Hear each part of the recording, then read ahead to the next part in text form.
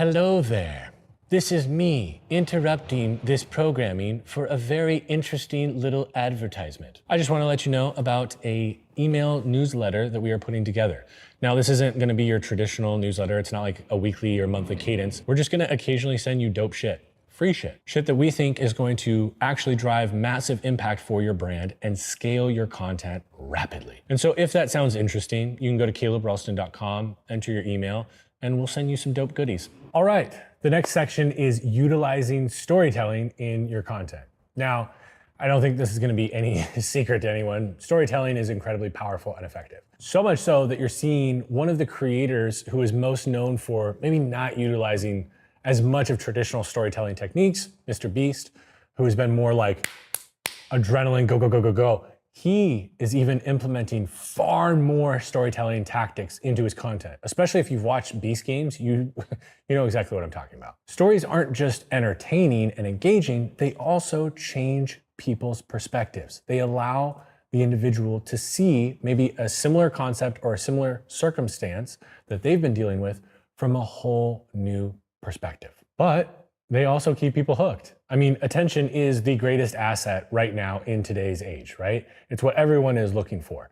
And storytelling does keep people hooked. It does retain attention. Stories also create an emotional connection between you and your audience. They allow you to provide more depth and round out the concept or principle that you are sharing. People have a harder time remembering facts, but what they do remember is the stories that you tell them and the new perspective they were able to gain because of the story. Here is a storytelling framework that you can use in your content, but please do not operate off of this framework like it's something rigid. It is not written in concrete, it's not in stone.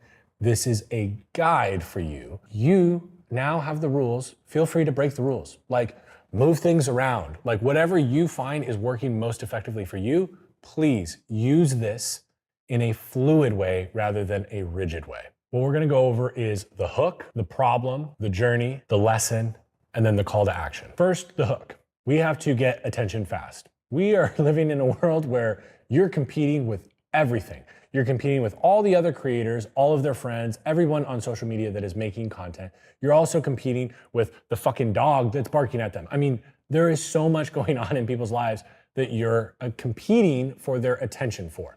And so you have to get their attention immediately. Depending on the platform that you're making content on, some of them, you only have like a second or two to get that attention. If we're talking Instagram, TikTok, Facebook Reels, YouTube Shorts, LinkedIn Video Tab, any sort of short form video, you have about 2 or 3 seconds to get their attention.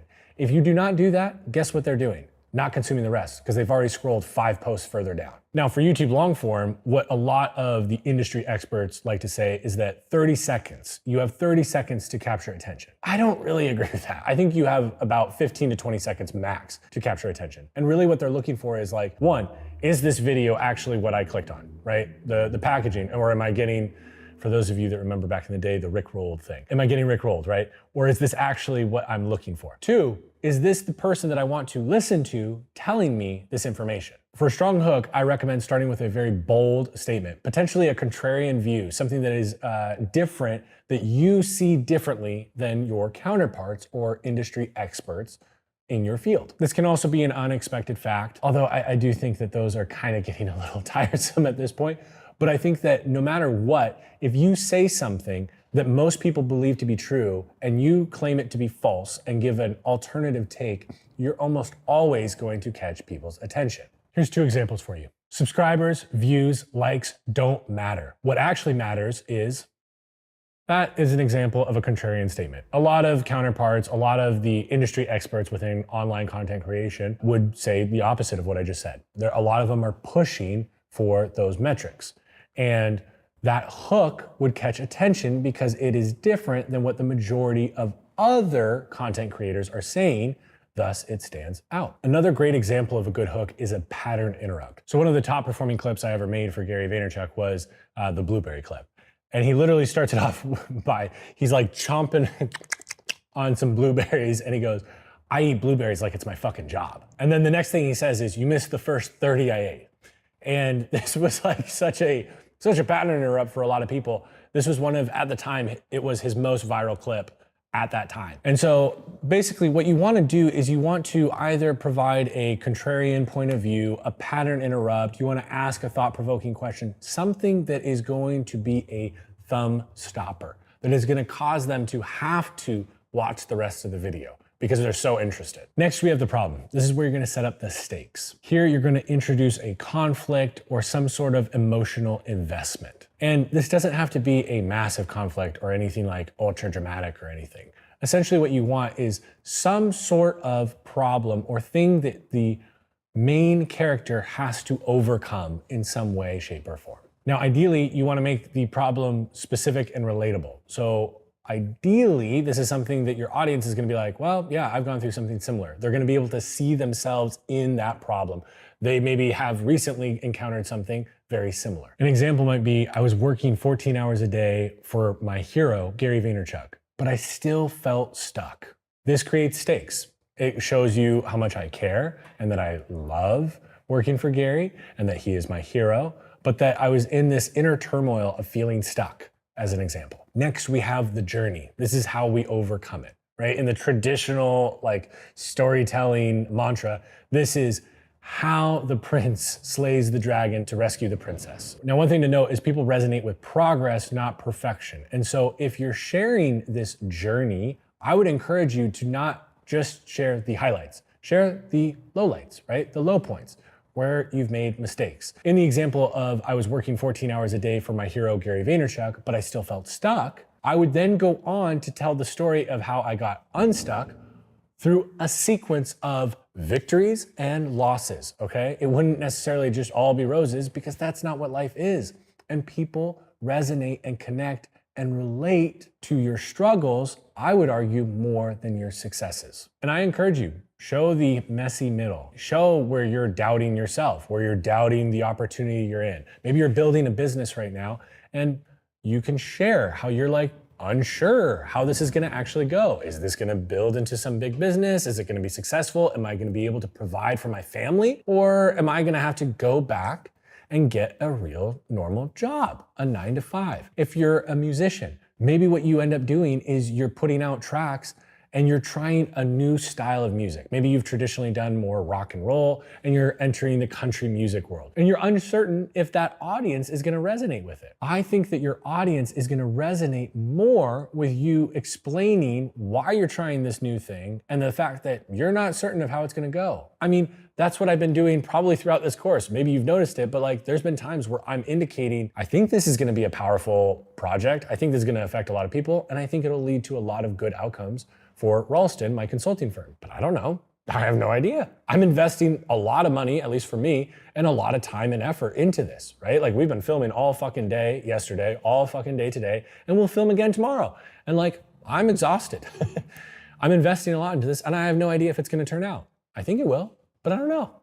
And I think that me sharing that, more than likely, you resonate with that. At some point in your life, you have also too had a moment where you invested a lot into a project. Maybe it was back in 5th grade when you were working on that volcano for science. And it was like you put a lot into it, but you didn't know if it was gonna actually erupt for Mrs. Fields, right? Like, I don't know.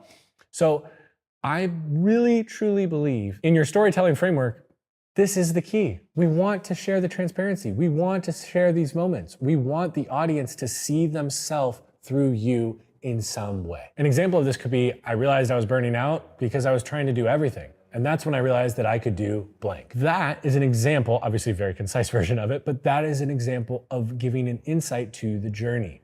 A mistake that I had made. I was trying to do everything and I realized that I was burning out. Now for the lesson. This is where you make it useful for your audience. Every story that you tell is going to give them a new perspective and a shift. It's going to open them up to new possibilities and new realities. So this is the moment when you give them the lesson, the takeaway, the thing that they can act on. Otherwise, it's just they're being entertained. You're just telling a story and they're like, oh, cool, great story.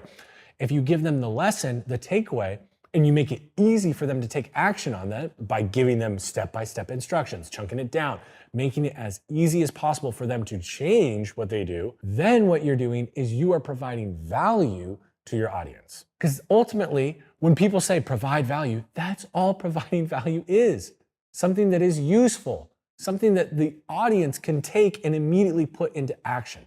That is what valuable content within the education space is. Now, an example of how I might transition to this is, here's what I learned from that season of my career, and here are 3 ways that you can apply these learnings in your career so that you avoid the mistakes that I made. Ideally, what you want to do is tie this lesson back into what your expertise is, and really ideally back into what your offer is. Because ultimately, we are trying to either build our business, build our craft, build our art, whatever it is that we are offering the world, we want to make people aware of that. And so every time that we can tie our lessons, our stories back to that, the better. And lastly, we have the CTA, or the call to action. Now, immediately when I say that, 99% of you immediately thought it was something like, now, if you want to learn more about things like this, go to my website and buy my offer or pay for my course or whatever fucking shit. That's not necessarily the case. A call to action just literally means telling people to take action. It doesn't mean that you have to sell them something. I would argue that your best content is not going to be pushing and selling shit. If anything, the 2.0, 3.0, 4.0 version of this, once you have bigger budgets, is you just retarget those individuals with paid. That's a totally another video. We'll do that one other day. The call to action can be a very simple thing of comment below on what your biggest takeaway was and how you're gonna apply it to your life moving forward. That can be a very simple call to action. It drives engagement, it causes the viewer to think and actually probably identify what they are going to actually do, and then increases the likelihood that they will change their actions. So an example of this is, if you're struggling with trying to do everything yourself and burning out, try delegating and training your team. Please, what I would love to hear from you, comment below, tell me which of these tactics you're gonna use in training your team and delegating some of the tasks that you currently have on your plate, so that you no longer are the one trying to do everything so you don't burn out. Now, ultimately what this does is it bridges the gap between engagement and viewership and actually taking action. And that's the ultimate goal of educational content. Now, we have 2 more sections here on story.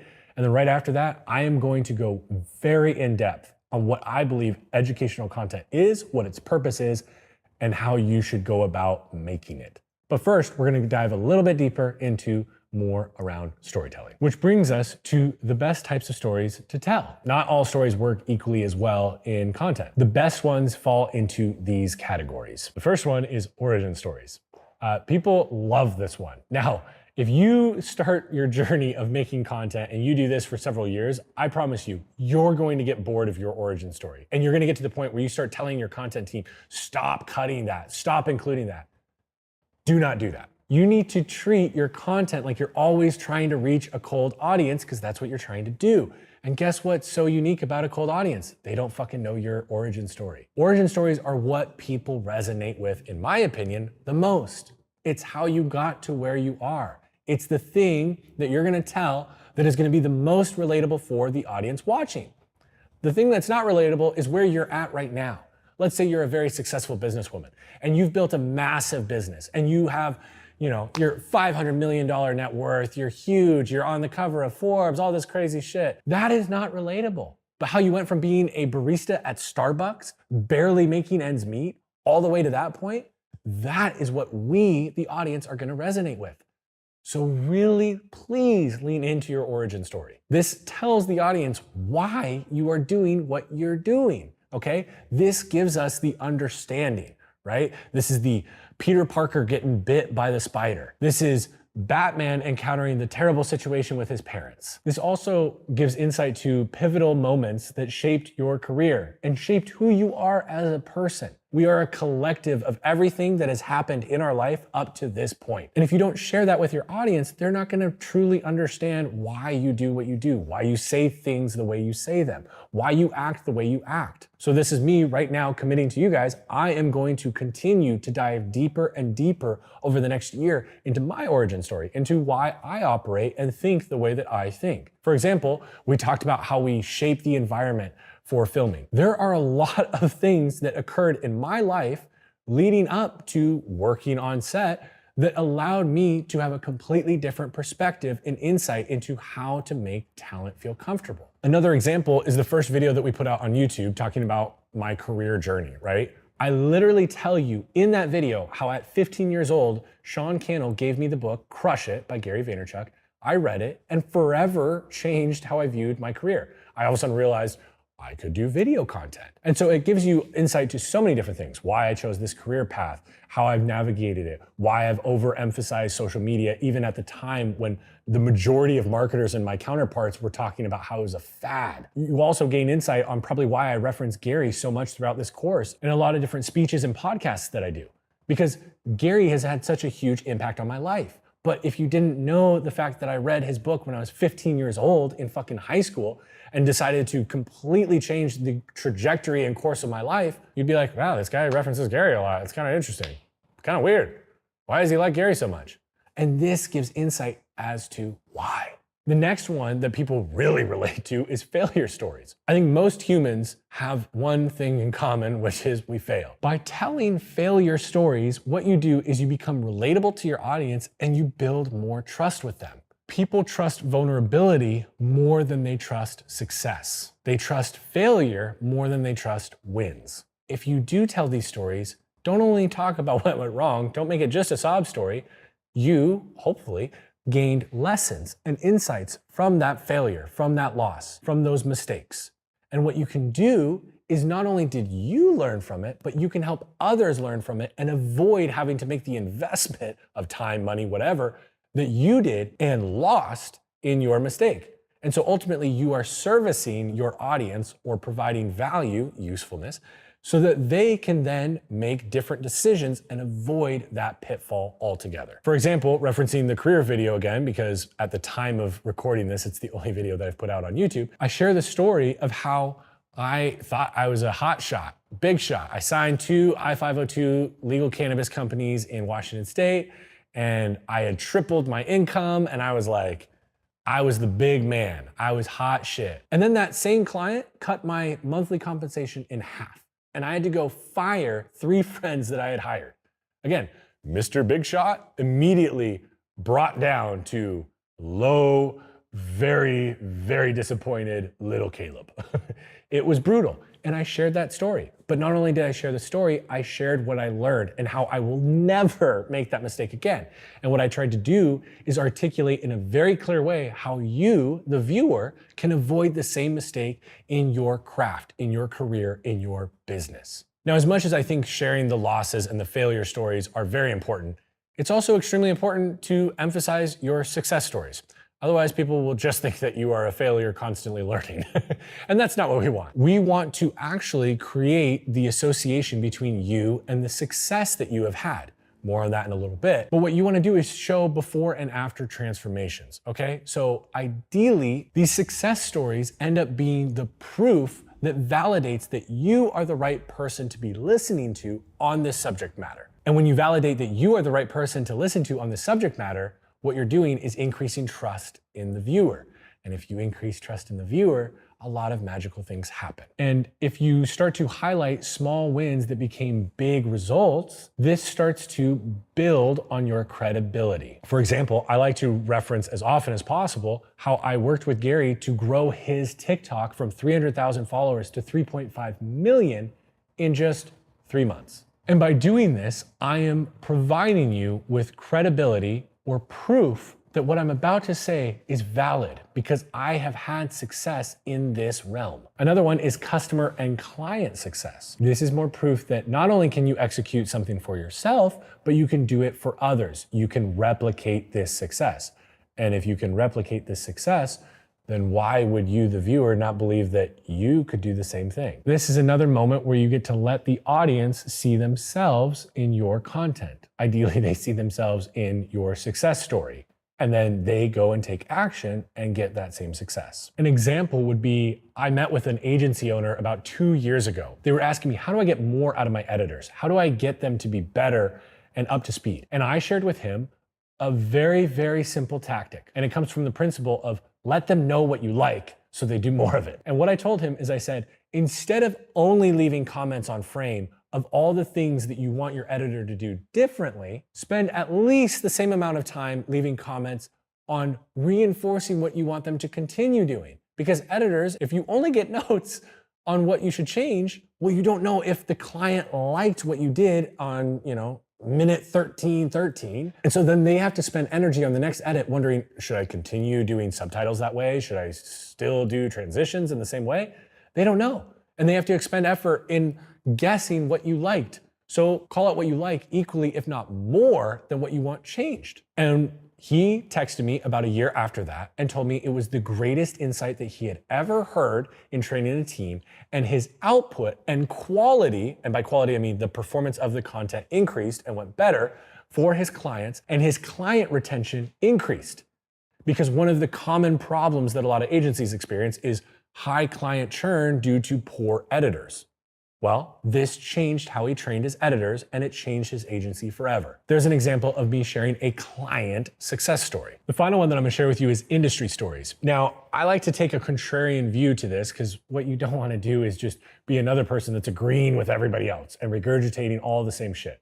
So if you have the same opinion as other people, yeah, sure, make the content, put your opinion out there, but I don't think that you're going to find that it is as effective at catching attention and sparking conversation. And so what I would encourage you to do is look at what the people in your industry are talking about, and when you have a differing opinion, put it out, respectfully, of course. Don't be talking shit and naming names and stuff, but share the industry trope that everybody touts as gospel, and then share your contrary belief or your view on it. An example here is maybe you call out the fact that a lot of people are encouraging content creators to make heavy calls to action for their offer in their organic content. And maybe you believe differently, like I do. Maybe you start the video off by saying, never tell your audience about your offer in your organic content, and then you expand on it. This is going to take a very typical trope that a lot of people are touting in my industry and flip it on its head.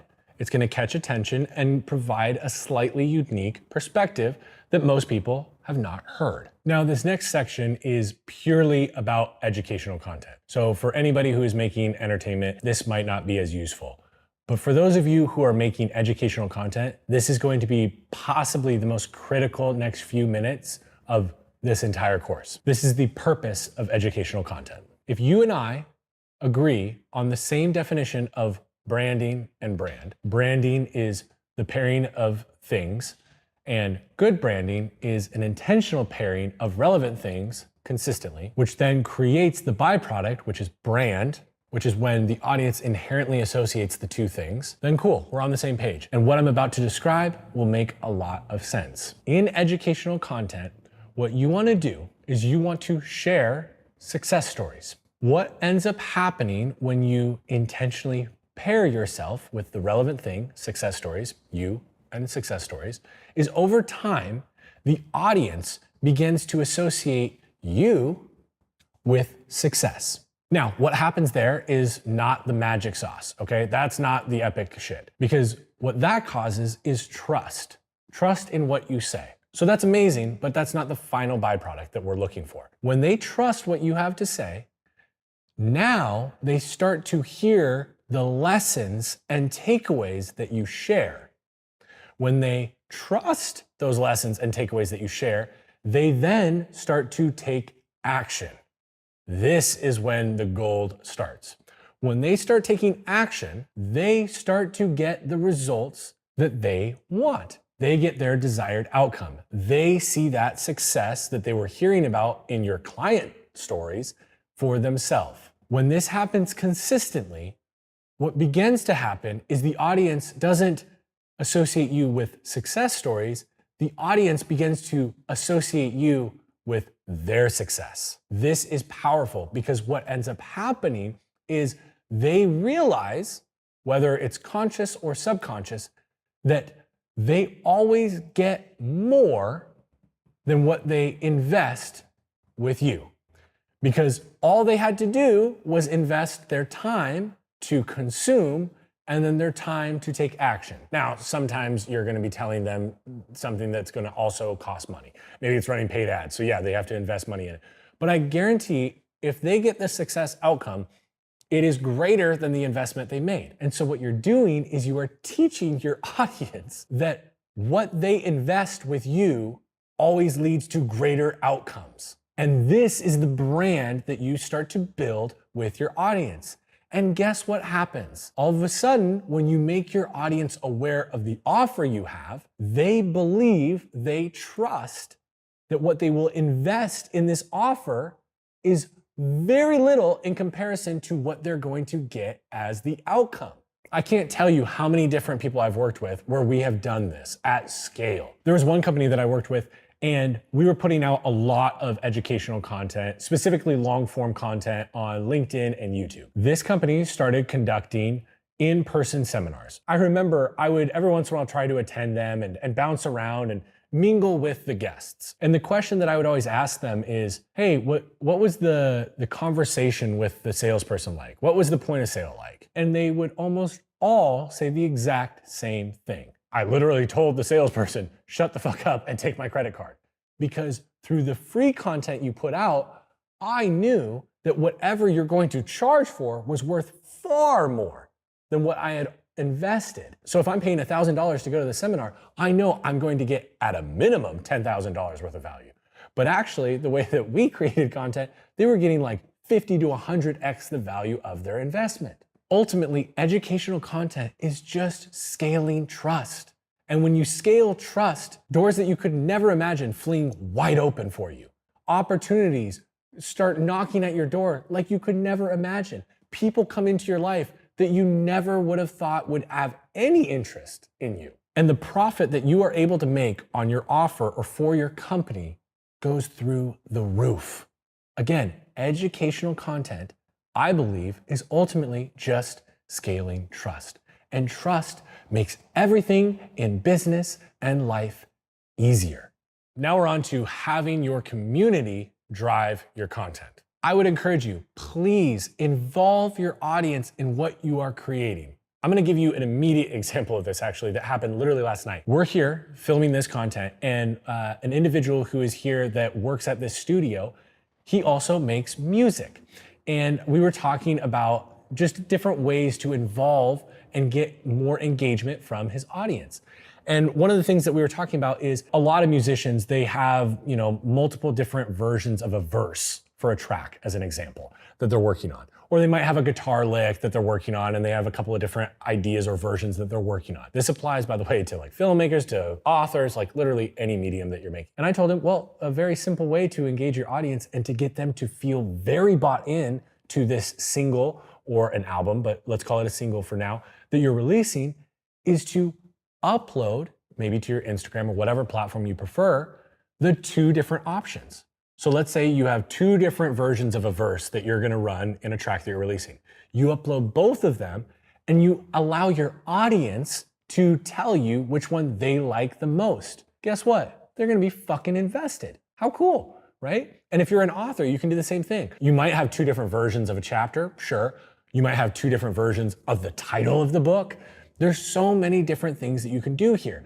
But if you involve your audience, one, you're making content or you're making something that you know they're going to want because they have told you they want it, but also they are so much more bought in, they're going to be your advocates. They're gonna go out and be your missionaries telling other people about what you produced because they were part of the process. The mindset shift here is shifting from creator first to community first. If you make everything about them and serving them and bringing them into your world, bringing them into your content creation, it's a totally different ballgame. It's no longer just a one-way talking at them, it's talking with them.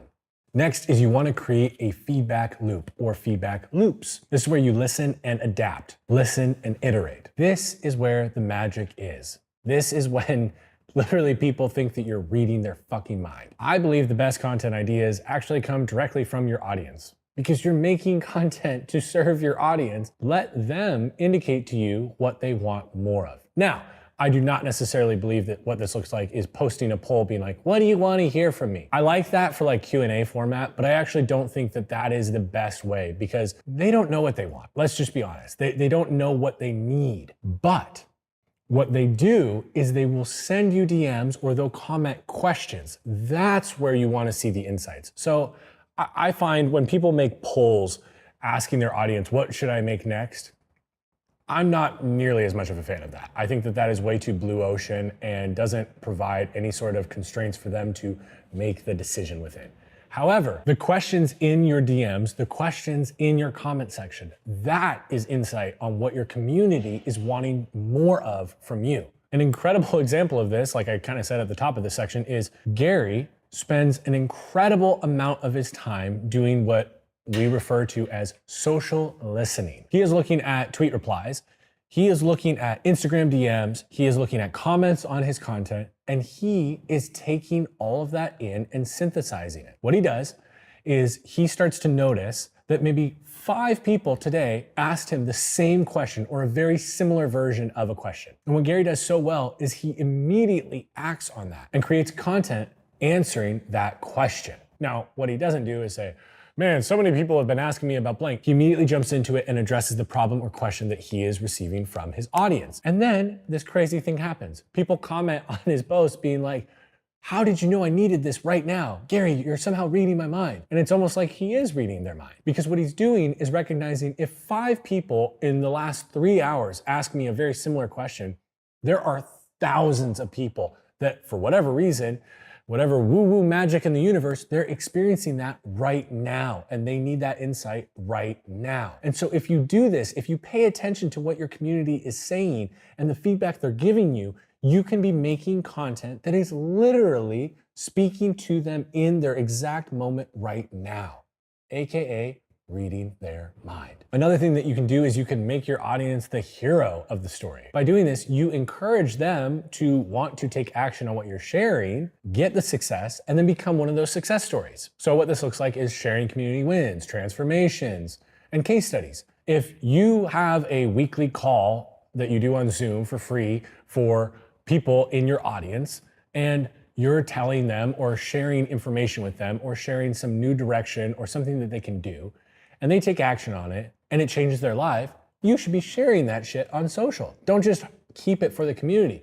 Share that publicly, because what that will do is, 1, it will incentivize current members of your community to take action and win so that maybe they can be a success story. But 2, it will cause people who are on the outside that are a little bit more skeptical to be less skeptical and trust you more. An incredible example of this is if you receive a DM from somebody in your community, somebody that's in your audience, and they've gained success. They tried something, they put into action something that you told them, a lesson, a takeaway, and they got the result that they were looking for.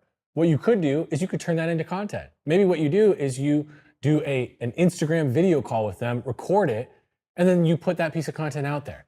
Now, no, this is not going to be your top performing content by any means. Anything like this, you're not going to see massive engagement on. You're not going to see a ton of views, likes, or anything like that. But what you will see is it will encourage future people to engage with your content and send you their success stories, how they have won based on what you have shared. And lastly, leverage user-generated content. UGC is kind of the acronym that almost everybody in the industry uses, and so that's probably what you're more familiar with. I would encourage your audience to create with you.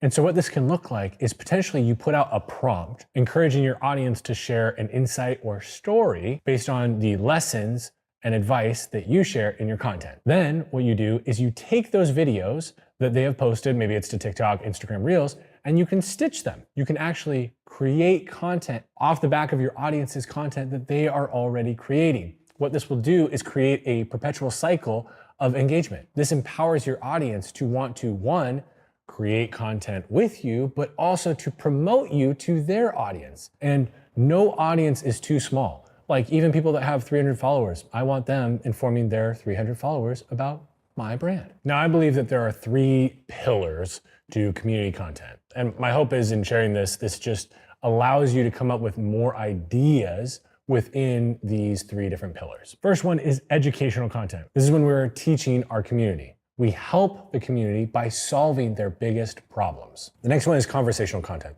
The goal or purpose of this is to engage the audience. You want to make your audience feel heard and involved in your content. Again, we don't want this to just be a one-way relationship. We want it to go both ways. And number 3, social proof content. This is where, like we talked about earlier, you can showcase community wins as an example. You want to be highlighting real stories from your community and how what you're putting out there is driving impact in your community. So we've gone over the value of building a community and having the community drive your content.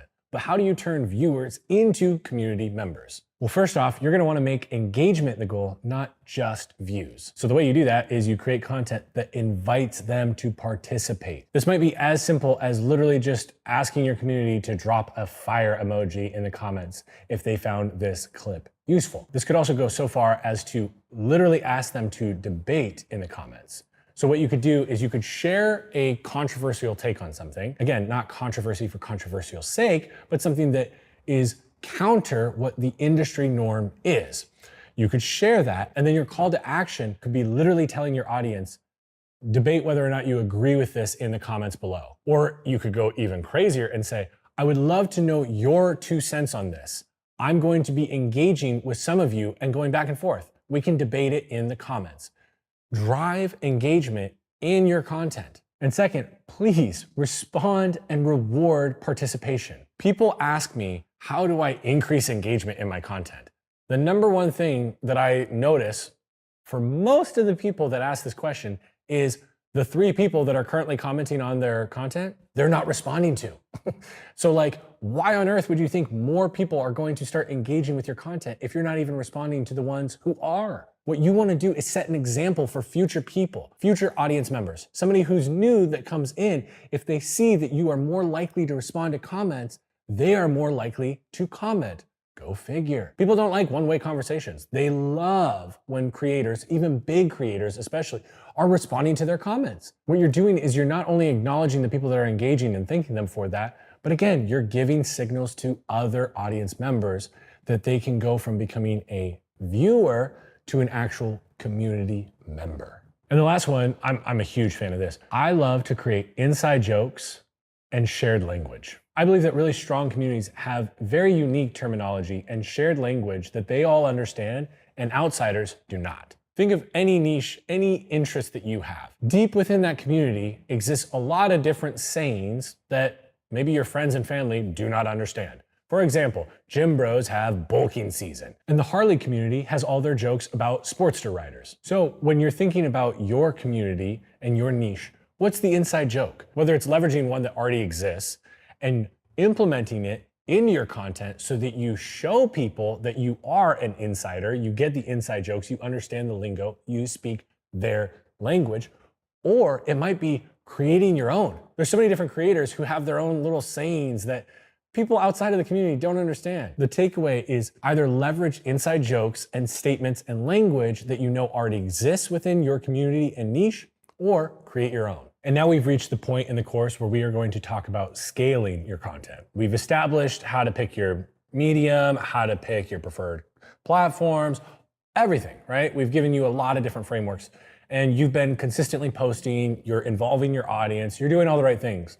And now we're at the point where we want to scale the fuck out of this thing, right? We want to amplify your brand at a whole nother level. More content equals more opportunities to engage, more opportunities to attract, and more opportunities to convert. But here's the thing, scaling does not need to equate to burning out or quitting early, right? We want to build a process and system that is sustainable and works for you. Now, the key to making platform-specific content is actually recalling something that I shared with you earlier, which is the analogy of you are you, and you show up to multiple different circumstances, events, situations as you. But you're going to present yourself slightly different given the context or the environment that you are in. You're going to speak to different topics or use different vocabulary. Let's say I'm going out to go riding with the boys, right? I am going to talk in a slightly different way than when I go and get breakfast with my mom. I am still me, but I'm going to emphasize different parts of me and use different vocabulary that is appropriate for the setting that I am in. I view social media and the different platforms the same way. You are your brand, but you're gonna show up and emphasize different parts or elements of your brand given the platform you're on.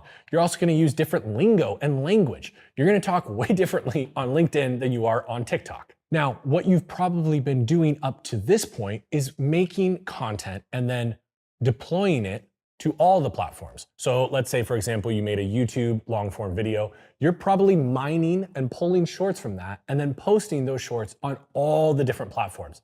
And that was a great start. That caused you to be able to scale your brand to a certain point. But right now, you're probably hitting a ceiling. And the way to smash through that ceiling is to now start making those same clips, but have a different creator tackle it given their knowledge and context on the platform they're distributed to. So what does this look like?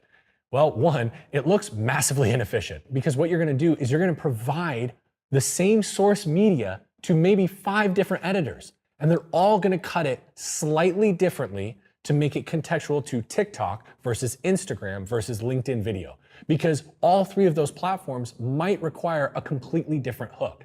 Now, what you might find is that the meat of the video stays roughly the same, but the entry point into the meat of the video, the hook, might be different because people are looking for different things or solving different problems on LinkedIn versus TikTok. Just because you've been doing it one way doesn't mean that that is how you continue. Oftentimes, the way you got to one point is not the way you're gonna get to the next point.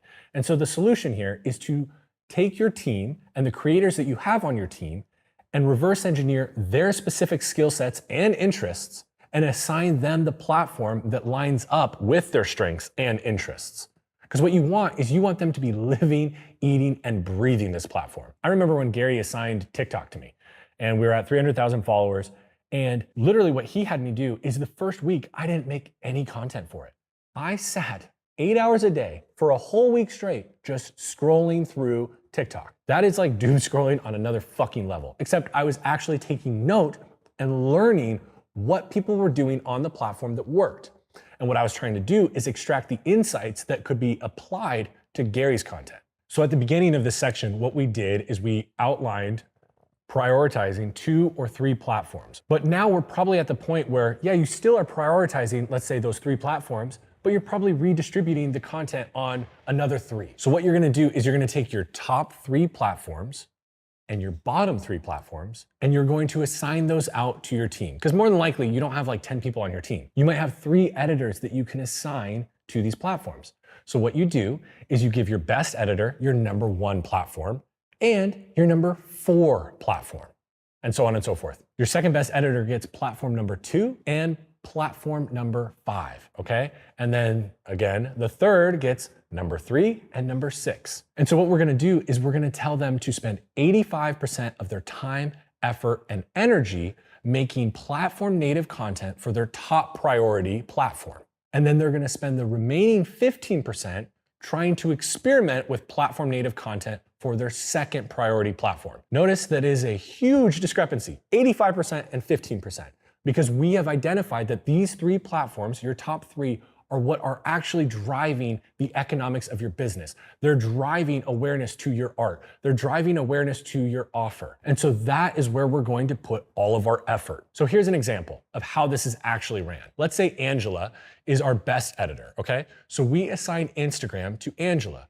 Angela is gonna spend 85% of her time during the week creating Instagram native content. She's literally making content specifically and only with Instagram in mind. Now, could this be redistributed to other platforms? Of course, absolutely. But you want her thinking through the mindset of the Instagram audience that you have. And then she's gonna spend the remaining 15%, let's say TikTok we identify as number 4. Okay, cool. 15% of her time is going towards making platform native content for TikTok. What this probably will end up looking like is maybe creating 7 original pieces of content for Instagram a week and maybe 1 or 2 for TikTok. And that's fine. Again, what we're doing is we're taking the Eye of Sauron approach that I mentioned earlier, and we're delegating that out to the team now. So it's not just you or the head of your content team doing that. You're actually giving the power to your individual contributors on the team to do the same. They're prioritizing the platform that drives the most results. And then they are testing and fucking around with the secondary platform because, as we know, social evolves, things change, and we never know if TikTok is all of a sudden going to jump in priority. On one of the teams that I built, we had gotten to a point where we had already optimized quite a bit on the platforms. But when we made this change, an already massive output team that was getting billions of impressions every year, we were able to see a 1.5x return. Now, that might not sound like that special. Everyone talks about 2x, 10xing, 100xing. But what you gotta realize is when you are at the top 0.01% of content creators, a 1.5x increase is fucking massive. A great analogy for this, if you know powerlifting in any way, shape, or form, when you are early in the days and you first start lifting, you can be doubling your lifts every couple of months. But then once you get to a point where you're like maybe squatting 600 or 700 pounds, you're not going to be doubling that, right?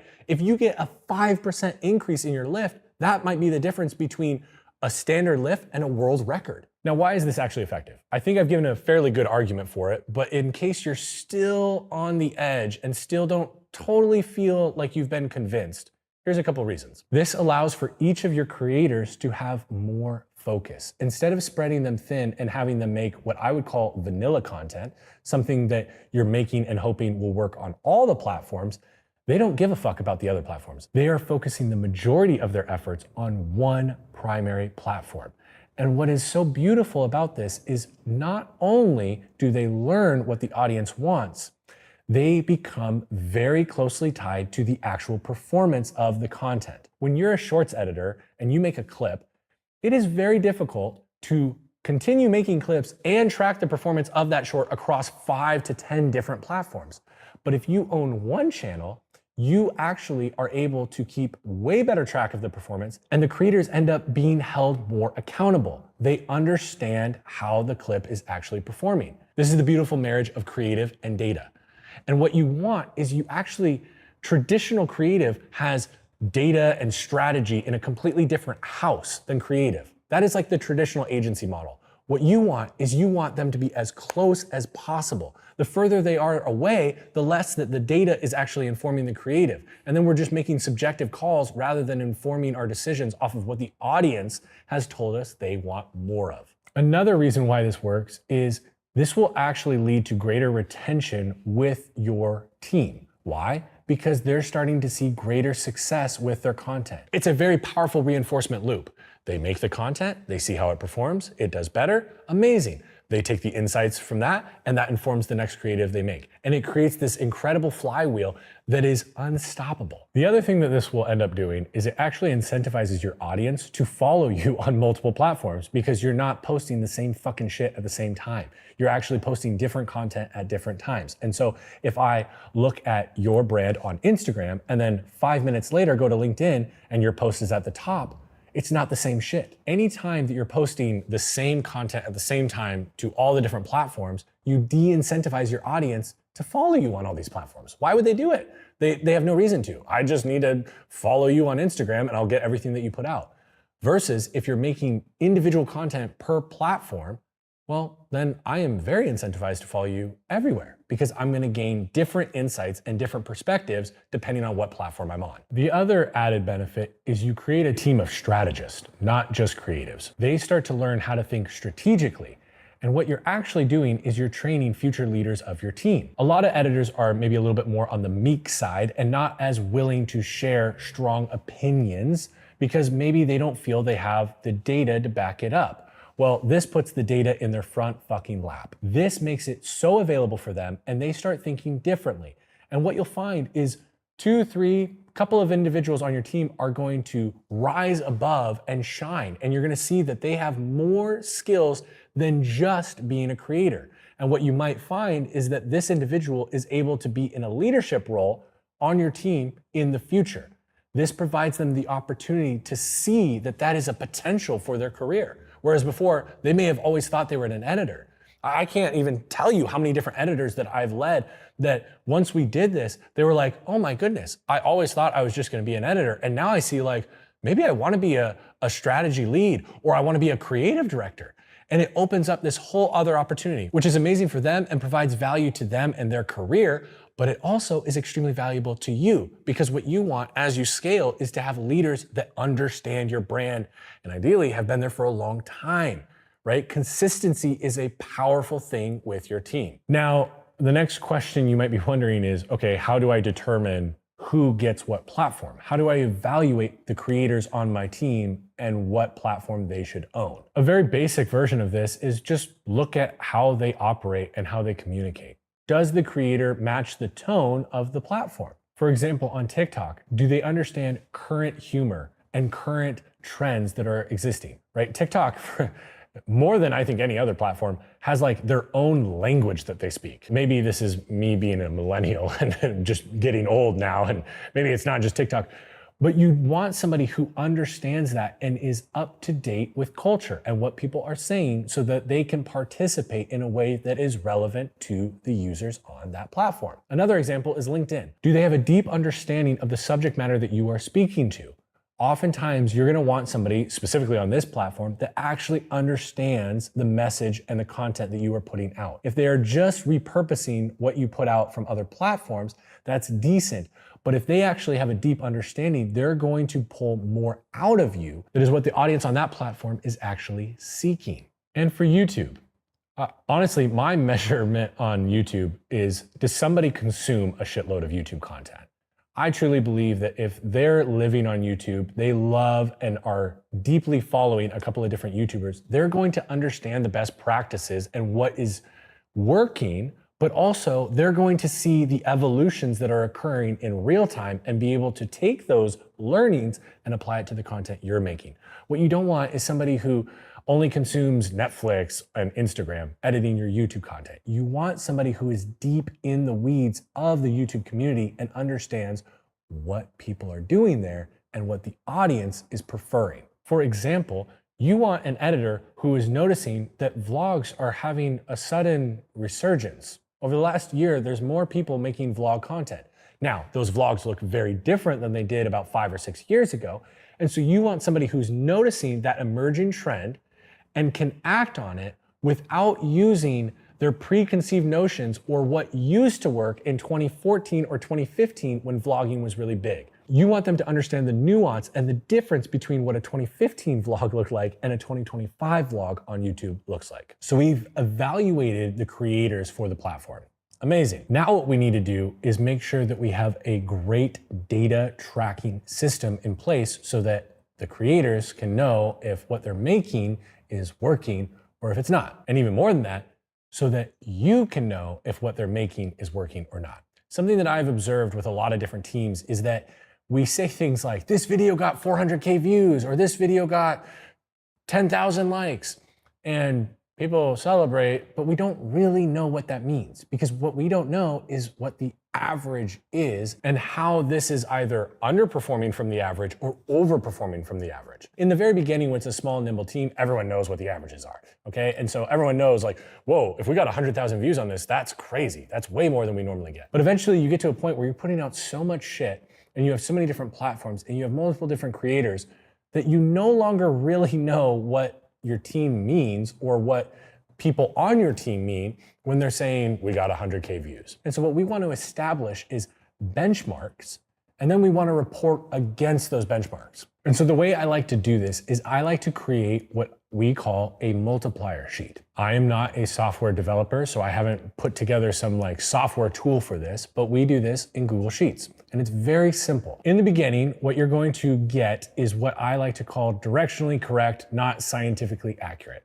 But again, it's directionally correct. It's going to move us in the right direction. What you're going to do is you're going to review the last 75 to 90 days of your content. And this is per platform. So let's pick Instagram, for example. You're going to go back and review the last 75 days of content on your Instagram channel. And I want you to pull the median. Okay, so we're going for averages. Use the median, not the mean. Some teams can do and get away with the mean, but a lot of you probably have some posts that are massive outliers. And this will tip the scales and make all of your content look like it's underperforming and not allow you to have a proper benchmark to establish or grade yourself against. And so what you're gonna do is you're gonna grab the median of the last 75 days. And I would encourage you to do this for different formats, right? So do this for Reels, do this for carousels, You can do this for static posts if you do that. You could do it as an average across all of it, but it gets way more scientific if you break it down according to the medium that you're tracking. And so what you're gonna do is you're gonna establish what that median is for the last 75 days. That is now your benchmark. Moving forward, you're going to report performance of individual pieces against that benchmark using a multiplier. So let's say, for example, your average is 100,000 views on Instagram Reels. After you have established that, your first post up gets 150,000 views. That would be a 1.5x multiplier. What this does is it gets the entire team on the same page. We're all speaking the same language. We're singing from the same handbook. Instead of saying, oh, it's got 150,000 views. No, this was a 1.5x. This was a great clip. It did really well. The benefit of this is you track this over time and you start to see what topics, what formats don't perform as well. It becomes very clear, like unbelievably clear for you to see. And what you can have your team do is start focusing on making more of the shit that works and less of the shit that doesn't. Now, a technical note for you is I would recommend for most platforms waiting 11 days after you posted before you report on the performance. Sometimes what you'll find is a piece of content might, do decent for the first 2 or 3 days, but then eventually it actually pops. Something that's happening a lot more on social is content does well for a few days and then maybe like 7 days in, it'll pop. And so you want to give it enough time to experience the life cycle of the platform. The other beauty of this is if you share these sheets across the team, the person who is running your TikTok can start to see things that are performing really well on Instagram. Let's say you have a 3x clip that went up on Instagram. I think that would be very interesting for the person who's running TikTok to test it on TikTok. And what you can start to do is calibrate the crossover performance between platforms. Because again, this makes it far easier for you to know what success looks like. Rather than saying, well, this clip got 150K views on Instagram and it did really well, and then we posted it on TikTok and it only got 50K. Well, maybe your average on TikTok is 10,000 views, in which case it was a 5x multiplier. And so when we use the same nomenclature, the same language, we are all on the same page and we can start to make more educated decisions. Now, what I said at the top is that this isn't scientifically accurate, it's more directionally correct. And the reason why is because you just pulled the last 75 days and some of those posts had been up for 75 days. And so it's not the same amount of time that you're reporting on. So what you're gonna find is it's gonna take a little bit of time to establish a scientific benchmark. Use it though. This will help you go in the right direction. What you should be doing is every month, make sure that you update what your benchmark is. This way you're always measuring against the new median rather than a median that may have happened 6 months ago. This allows you to continue raising the bar. And instead of you artificially coming in and saying, all right, the new benchmark is we have to hit 500K views all the time. No, your benchmark is moving up according to how your content is performing. And one thing to call out is I wouldn't recommend doing this for YouTube necessarily because there are actually tools out there that already do this. There's oneof10.com, there's ViewStats, and I'm sure there's millions of others that will pop up over the next couple of months. But as of right now, I am not aware of any tool that does this automatically for your Instagram, TikTok, etc. So typically what you'll find is you have to do it manually for short form platforms, and then your YouTube, you can utilize these tools that do it automatically for you. It's an extremely, extremely powerful tool. And on the topic of data, I would recommend that you make this part of the culture of your team. You want to ensure that everybody is viewing data as their God. This is how they make decisions. This is the framework that they operate under. It's not us coming up with subjective, creative ideas. I would allow, as a side note, a little bit of room for that, right? Like maybe 10% of your content is just new ideas that the team is coming up with, but 90% of it should be backed by data. And so I would emphasize in your hiring process to ensure that you are bringing people onto the team that actually place an emphasis on data. And you can take this even a step further by actually hiring somebody who, maybe not their full-time job, but a main part of their job and a main part of their experience coming into the job is tracking, analyzing, and then disseminating the information and the takeaways they acquire from reviewing the data. I remember on my last team, there was an individual that we brought onto the team and he completely changed how he viewed data. I'm talking It was a complete game changer. All of a sudden, everybody on the team started actually carrying and tracking the data of the platform they were owning. And so the moment he came in, we had a huge shift in the culture.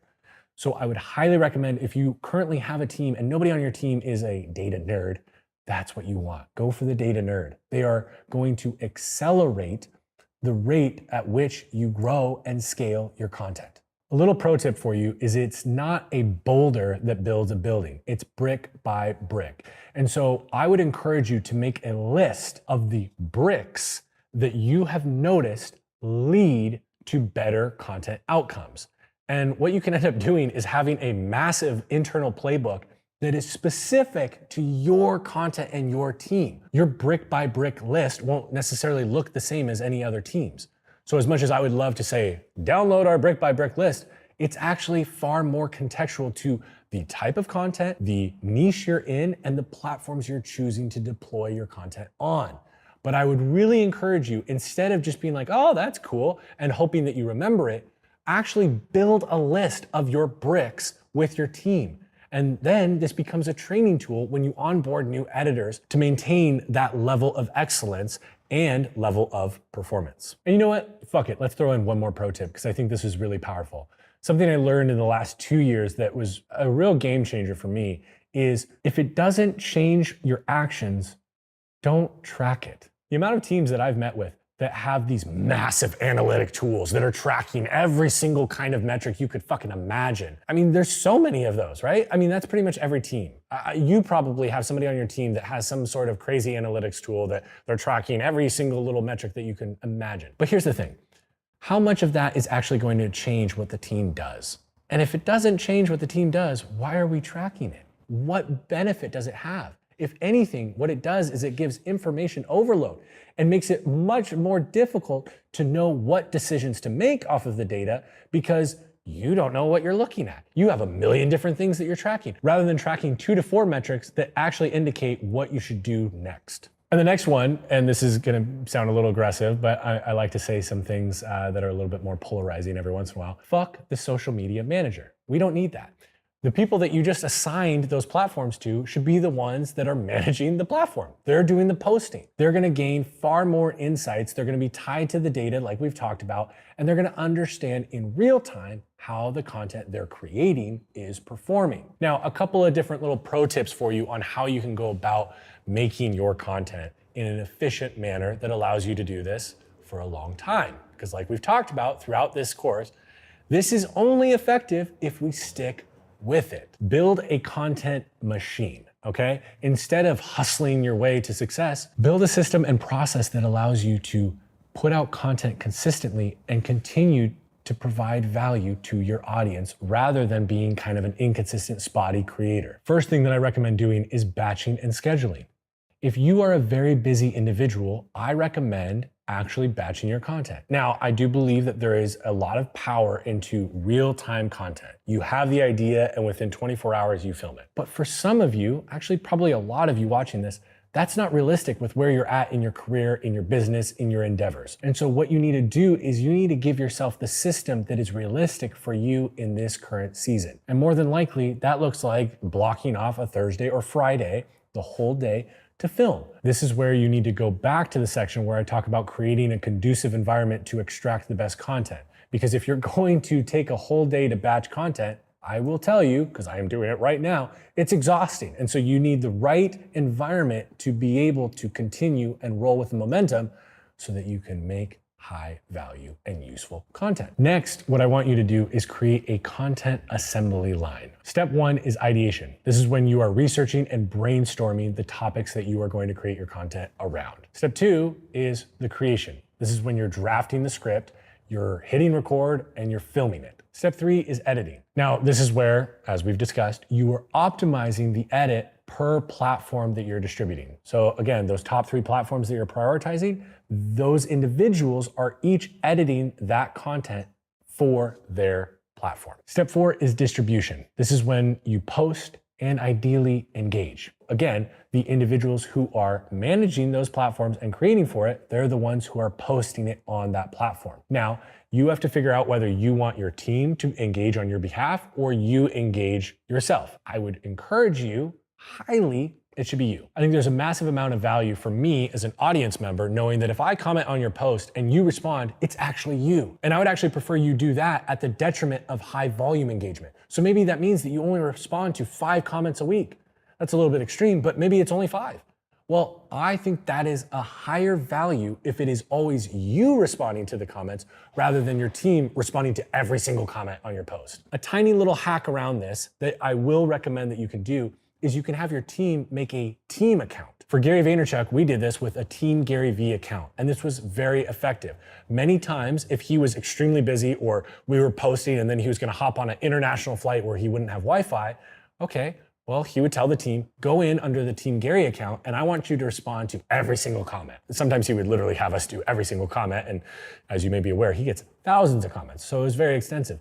But this was a very effective way to do it. The audience knew that this was his team, and there was no funny business. There was no bait and switch where we were pretending to be Gary. No, we were just very clearly his team engaging with the audience. And then finally, step 5 is analyze. This is where you're reviewing the performance and you're taking note of what you can do to improve it in the future. The next section is create room for experimentation. The biggest mistake that I see in content teams, they stop experimenting. It actually happens pretty slowly. At first, you're innovating, you're creating new content and breaking through ceilings and making stuff the industry has never seen. But what ends up happening is you start learning what works and you double down on that, which is right. But then complacency and comfort sets in. The problem is the algorithm doesn't get comfortable and it doesn't get complacent. It's always shifting. Now, am I encouraging you to constantly try and chase the algorithm? No, but the reality is that your content is going to be served in a different way whenever they make a change. And so you have to adapt to that change. What got you to where you are now will not get you to the next level. The unfortunate reality is usually by the time that a team realizes this, it's almost too late. They have built a culture of doubling down only on what they're doing and never trying new shit. And oftentimes, as much as I've been pushing data-backed ideation and data-backed content, a lot of times true innovation has no data to back it. So what is the solution to overcome this hurdle and this huge problem that I see in many different teams? You need to bake experimentation into your process. This needs to be an intentional thing that you actually systematize and allow your team to do on a fairly consistent basis. What I like to do is I like to encourage my teams to drive innovation through what I call content hackathons. Honestly, most teams aren't failing because of bad ideas. They're failing because they don't have any new ideas. And this is why I recommend either a monthly or quarterly content hackathon. Here's how I run them. Either a monthly cadence or a quarterly cadence, you're gonna dedicate an entire day to experimenting and for the team to make something completely new and completely different than what they do in their day-to-day. So it starts at 9 a.m. And what you're gonna do is you're gonna do a kickoff call. It's usually 15 to 30 minutes. It doesn't need to be anything fancy or long. What you're doing is you're giving context to the team because maybe you're scaling and you have new members on the team this quarter than last quarter. And so you need to make sure that everybody is on the same page. And what you're gonna do is you are going to give them a safe space to try anything. What I would literally do is I would say, I don't care how anything you make today performs. I want you to create something that you've not done before on the team. Something that is not part of your day-to-day. And typically, I would advise people to only make 1 or 2 pieces of content. I'm not going for high volume here. We're going for something completely disruptive and so different, so off the wall, that it's either going to absolutely crush or completely flop. And either way is fine, because that is what you are incentivizing. Innovation, not performance. And a little fun thing that I like to do too is I like to send everybody on the team gift cards to pay for their lunch. If we're all in the same place, cool, I'll order lunch for everybody. And the reason why is I just don't want them to have to think about that. I want them focusing on this innovative content they're making all day. And so what we do is we do the kickoff call and then they all go and start ripping away at their content. And typically what I like to do is give them basically from 9 a.m. to 4 p.m. to create. And what I do is I put together a slide deck where they all have access, edit access, and they are supposed to, on their slide, upload their content. They're going to present it to the entire team at the end of the day. So 4 p.m. hits, And usually I'll give them a 15 or 30-minute window to upload their content and embed it into the slide. At 4:30, we're gonna have a 1 hour or 1.5 hour call with the entire team where each individual is going to present what they made. Now, I don't want them to just click play on their video. I want them to explain why they did what they did. And then what happens is after we've reviewed everybody's content, instead of having the incentive be the performance of the content, have the incentive be the amount of innovation that occurred. And the best way to measure that is the team. They all know what you are making on a daily basis. And so what I like to do is have the team vote on who won, who made the most creative or innovative or completely off the wall piece of content that we should then run publicly. And I like to give a prize for it. So like oftentimes I'll do like an Amazon gift card or something of that nature that rewards them for pushing the envelope. Some of the best content formats that ended up being top performers for months or even years for us came from content hackathons. I can't recommend this enough. It is amazing. Not only is it really effective, the team loves it. It's an entire day where they get to try new shit and there's no consequence to them making something that doesn't perform well. What you're actually doing is creating an environment for freedom, innovation, and creativity to flourish. Now, content hackathons are great, but I want to give you a framework that you can actually utilize for ongoing experimentation that will empower your team to not only make what they know works, but also spend a little bit of time innovating and trying new shit. Because ultimately, not every single piece of content should be an experiment, but if you never test new things, you will certainly plateau. So this is the 70-20-10 framework. 70% of your content you want to be proven shit that you know works. This is the bread and butter. This is what you know consistently you can put out and will perform well and your audience will resonate with it. This is the content that reliably drives engagement and conversions. Now, 20% is small improvements and iterations to the content you know works. This looks like minor tweaks to content that is already hitting with your audience. This looks like maybe adjusting the hooks, trying a new call to action, or testing a new format with the same subject matter. And lastly, 10% should be saved for pure experimentation. This is where the breakthroughs actually happen. It looks like trying completely new formats, new topics or messaging, or completely different creative approaches to how you make the content. The unfortunate reality is most teams get stuck on the 70%. And I understand why. It's comfortable. But comfort doesn't build iconic brands. The best teams out there always ensure that they have at least 1 foot in the 10% zone. To wrap this up, innovation isn't optional. It's a requirement to scale. Trends will shift, platforms will evolve, and audiences are going to move on. If you're not creating space for experimentation, you're setting your team up to be in reaction mode rather than leading the pack. Because the teams that adapt first are the teams that win. And the last thing that I want to leave you with on this section is the scaling mindset. So many people quit too early, mainly because they didn't have a good process and framework in place that allowed them to do this ongoing and enjoy it. So they quit early. The people who win in the content game are the ones who stay consistent and stick with it for a very, very long time. Also, scaling is about iteration, not perfection. This is observing, learning, and adapting over time. Progress over perfection. And lastly, let the audience determine what is great. And the more you post, the more data you get on what your audience says is great.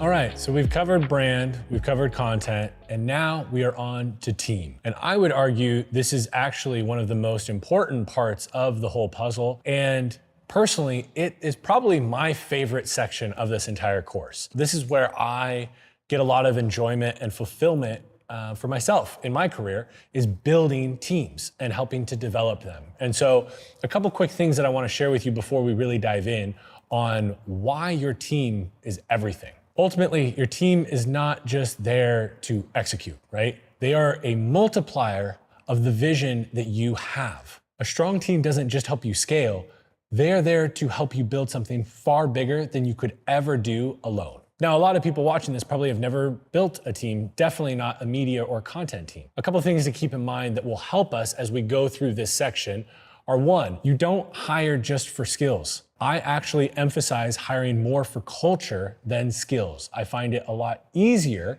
to train skills than culture fit. You want to make sure that they align with your brand, where you're wanting to go. So where you are right now and what you're wanting to accomplish, and the subject matter that you're going to be speaking about. They should be interested and curious about those things. You want to make sure that you're hiring based off of platform goals that you have. And so you want to identify what are the different platforms that we are emphasizing this next year or years, and build the team around that, not just your traditional videographer, editor, designer, audio engineer roles. And you want to make sure that they fit into your overall creative process. If you don't like a lot of preparation for film days and you like to go off the cuff, then you need to make sure you're hiring people that are comfortable with that and able to ask you good questions to prompt more information that comes out of you. And number one is that we don't hire just to fill roles. We hire to solve problems. So if there isn't a problem that you can diagnose, then there shouldn't be a role that we're hiring for this non-existent problem.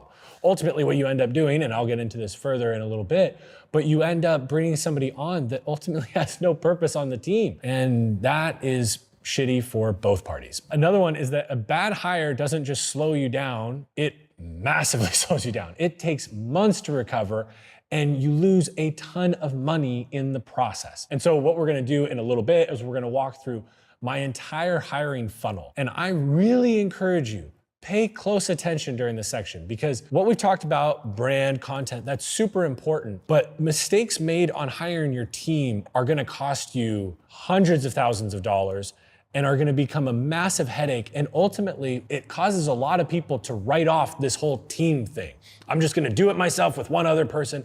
That's not the way that we wanna do this. But we wanna do it correctly from the start so that we build the correct foundation. And lastly, the best teams aren't built overnight. They require patience, intention, and investment in people who align with the desired outcome and the brand that you are building. So with that, let's dive in. All right, so first, before we hire anybody, let's define what we need, okay? So define your needs before hiring. There's what you need and there's what you want. We are only going to hire on the prior, what you need. A lot of people hire way too quickly and they hire for roles that they think they're going to need. They've maybe heard people mention like, you need this, da-da-da-da-da. And what they don't do is they don't hire based on constraints. What you want to do is look at your process and what is causing the biggest constraint. For example, before we dive into this, if you are filming a bunch of content, but nothing's getting edited, there is a very clear and obvious constraint. It's editing. So what would you hire? An editor. If, on the other hand, you're always getting videos done in post-production, but you don't have enough in the pipeline, so the editor is sitting there twiddling their thumbs being like, what the fuck do I do? Maybe you hire a videographer or a content strategist that can help you ideate and come up with new ideas to film. We are hiring based on problems and constraints we have in the process, not off of some random perceived idea of what we should have on the team. Now, to avoid making the mistake of hiring just what you want or what you think you need versus hiring off of problems you have, ask yourself these 3 questions. What tasks are taking the most amount of time away from high value work? Okay, so an example of this is if you're a content strategist, but spend 50% of your time editing videos, you might need an editor. That's probably not the best use of your time and skills, okay? Because ultimately, you were hired to be the strategist. And if you're splitting your time, sure, in the beginning, you're gonna have to do that as you're building the team, but eventually we get to a point where we're gonna want to specialize. And so if you are finding that you were hired or you hired someone for a very specific role and they're fulfilling multiple roles, the way to scale up or improve efficiency is to hire somebody to do that role. In this case, hiring an editor to relieve time for your content strategist. Question number 2, what's slowing down execution? And I hit it already at the top, but I'm gonna hammer it again because it's really important. If you're finding that you're filming all of this content and then it's just not going out, it's not getting done, you need to hire an editor. If you are always ready to film, always ready to edit, but you're sitting there twiddling your thumbs not knowing what the fuck to actually film, then a content strategist or ideation strategist, whatever you want to call them, that is going to be the critical role to bring into your team.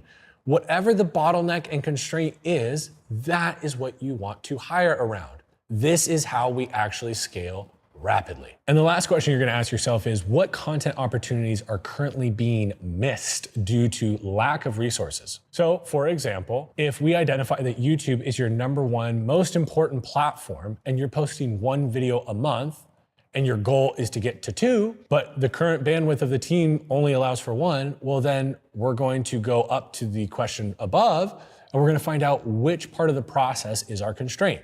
And then we are going to hire for that. Ultimately, it's all boiling down to hiring around the problem, the bottleneck, the constraint that you have on the team.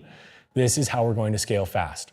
If you hire 5 editors, but editing isn't your constraint, you just brought on a lot of cost for no gain because you don't have enough input to match the output the editors can accomplish. Please prioritize hiring for bottlenecks over convenience. Just because you're really good at hiring videographers doesn't mean that you need to hire 5 of them. You want to make sure that when you're hiring to create more leverage, not just offloading busy work.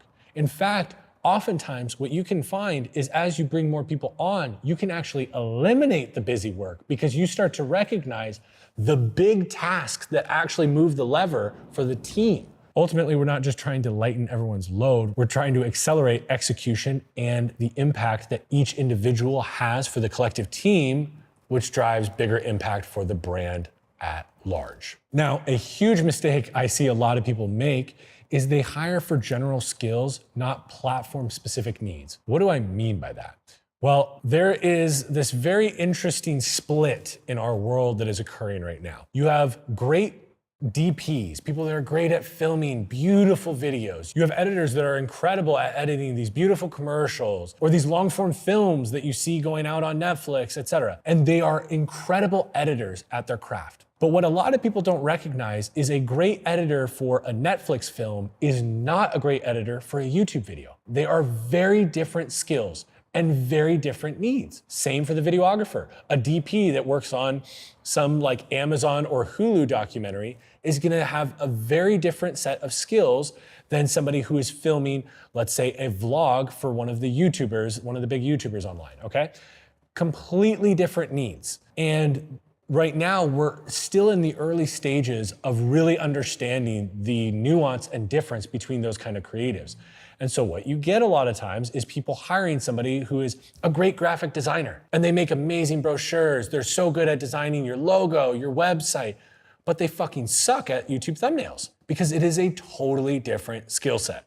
And so what we want to do is identify what are the platforms that you are focusing on, which we've already done.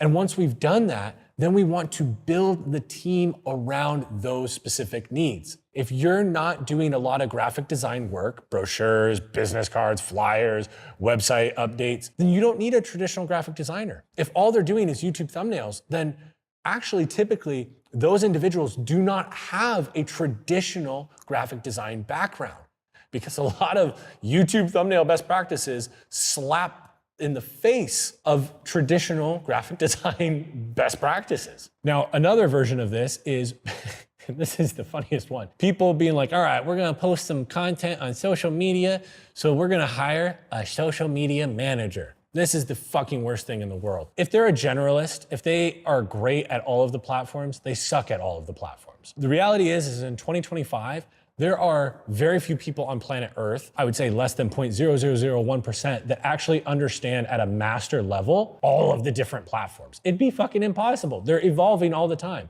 And so what you're gonna actually find that you want is you want channel-specific managers, not a social media manager. So instead of hiring a social media manager that oversees all your different platforms, maybe what you're gonna do is in the beginning, because you can't afford to hire a manager for all 5 of the platforms that you're on, maybe what you do is you make sure that your creatives that you bring in emphasize one of those platforms so that they have a greater understanding than you do of how YouTube works, or Instagram, or LinkedIn, or Facebook, or whatever the new one in 2026 is. Now, on the contrary, if LinkedIn is where the majority of your business results occur, where a lot of conversions happen, where a lot of your customers are, and a lot of interesting conversations happen, well, I would actually recommend hiring a LinkedIn writer. Again, notice I didn't say copywriter, just general, I said LinkedIn writer. Hire them before a video editor. Like if you look at how we approached content for Ralston in 2025, we started posting on LinkedIn before any other platform. And so we emphasized that. We started working with a LinkedIn writer freelancer. And instead of making video content right away, we actually emphasized that because I had a feeling that that would generate a good amount of leads for our business. And it did. We made sure to align our hiring with our actual needs. So as an example, instead of hiring a generalist, you might hire a YouTube editor and immediately get 2x the content output. You might then bring on a short form video editor to maximize repurposing that long form content. Ultimately, a lot of the times we're trying to build a scenario where the individual, the talent on camera, isn't spending all their time creating content. So maybe for a while you have the long form that you're doing and the editor does that, they 2x the output. And then the short form editors are just utilizing that same media, that same footage and repurposing it, but you're getting 2, 3, 4, 5 times the amount of impressions you would if you were just doing the long form. Then maybe you hire a platform strategist, and notice I'm saying a platform strategist, not social media strategist, because what you want to do is you want to make sure they are specifically tailored to the platforms you're prioritizing. Now, what you might find in the beginning is you need to hire somebody who is a gangster at YouTube. They understand LinkedIn and they dabble with Instagram. That's fine. But you just want to make sure that they are prioritizing and more proficient in one. The generalists, not what you want. If it's not fucking obvious by now, the key takeaway is always hire for the highest impact content first. Whatever platform you're getting the most traction on, make sure you hire around that. And whatever platform you're hiring around, hire for whatever the biggest constraint in the process for creating for that platform is. So now we've defined what the roles are that we need and why we need them, and we're being very intentional with how we're hiring them and what problems we're trying to solve with these hires. Now we got to actually do the hiring. So let's streamline the process. Just like we were defining our needs, we are now going to define the role clearly. One of the biggest mistakes I see people make when they're hiring a creative for their team is just they don't know what they're actually looking for. Maybe they know the role and they know the problem, but then they haven't articulated the specific needs that they need to solve. Let's say you're hiring a videographer and you're going to be making vlog content around motorcycles, right? You hire this videographer, you know that you're gonna be filming vlog content, so they gotta be proficient at that.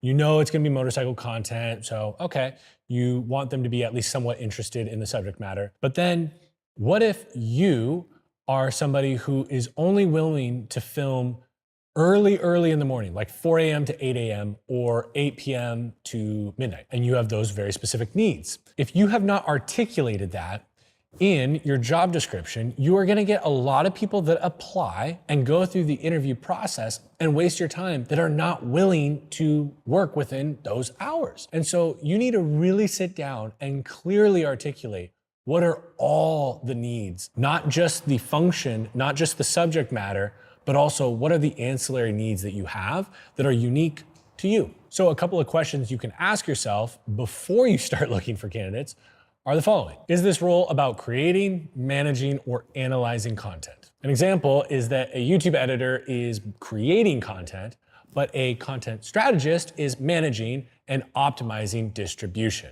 Very key distinction there. So we want to make sure we understand what their function, what their role is. Number 2, are we at the point in our team, in our company, in our brand, where we can actually hire somebody who is focused on a single platform?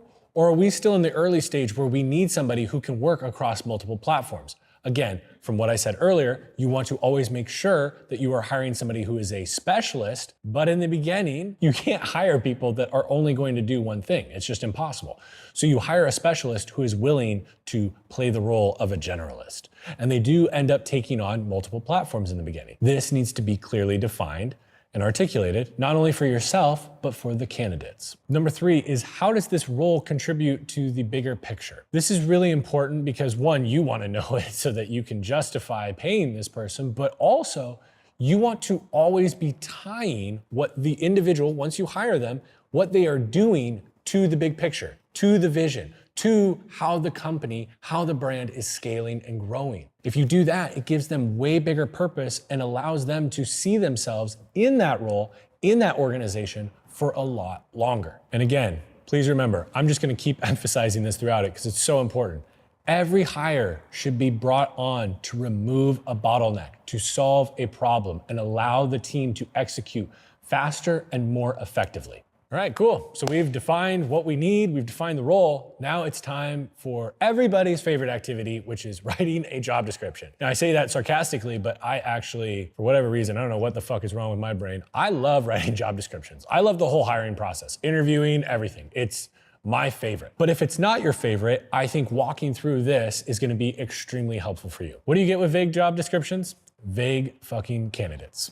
Be very specific with responsibilities and expectations. So I like to use the 4Rs framework for drafting job descriptions. And rather than just running through the different 4Rs, I actually want to describe what each R is and then walk you through an actual job description that I have here right in front of me on my phone. So the first R is role. What contribution is this individual making to the organization? What function do they have within the team? So for this job description, this is for a brand director. And the role overview is company is looking for a brand director to build and scale the CEO's personal brand across YouTube, LinkedIn, and other key platforms. This role requires a deep understanding of content strategy, social media growth, and personal brand development. You will be responsible for transforming CEO's thought leadership into an influential digital presence that resonates with entrepreneurs, business leaders, and innovators. So that's the role part of the job description. All right, so now we move down to responsibilities. What are they gonna own? What tasks are they gonna own on a daily, weekly, monthly, quarterly basis? This is a very extensive one, so stick with me. Under responsibilities, we have it broken down into different subsections.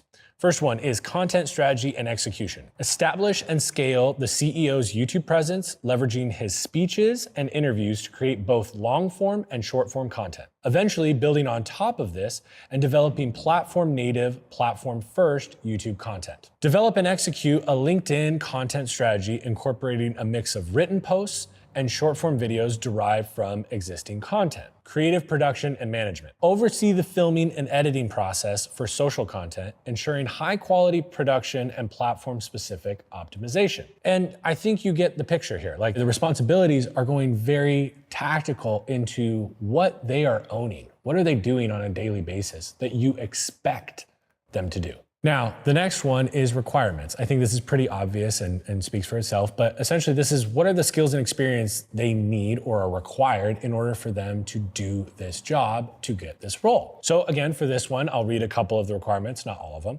One of them is 3+ years of experience growing a personal brand with proven success in scaling reach and engagement. A strong background in filming, editing, and social content production, both short form and long form. Experience managing creatives. Exceptional storytelling skills with the ability to extract and refine high-value insights. So that's requirements. Again, this is just telling them this is what you need to be able to do and have done in your career thus far in order to qualify for this role. And the final R is results. What are the success metrics that we are tracking? What does success look like? What are we expecting them to do and accomplish? Or what are we expecting to have happen based on their responsibilities? Think of it like responsibilities is the input and results is the output of those responsibilities. So on this one, I'll read you a couple. Again, I'm not gonna read them all because this is a very heady, extensive one. And this is definitely gonna be one of those things that you can download. I'm sure there's already been an icon that popped up. Study it,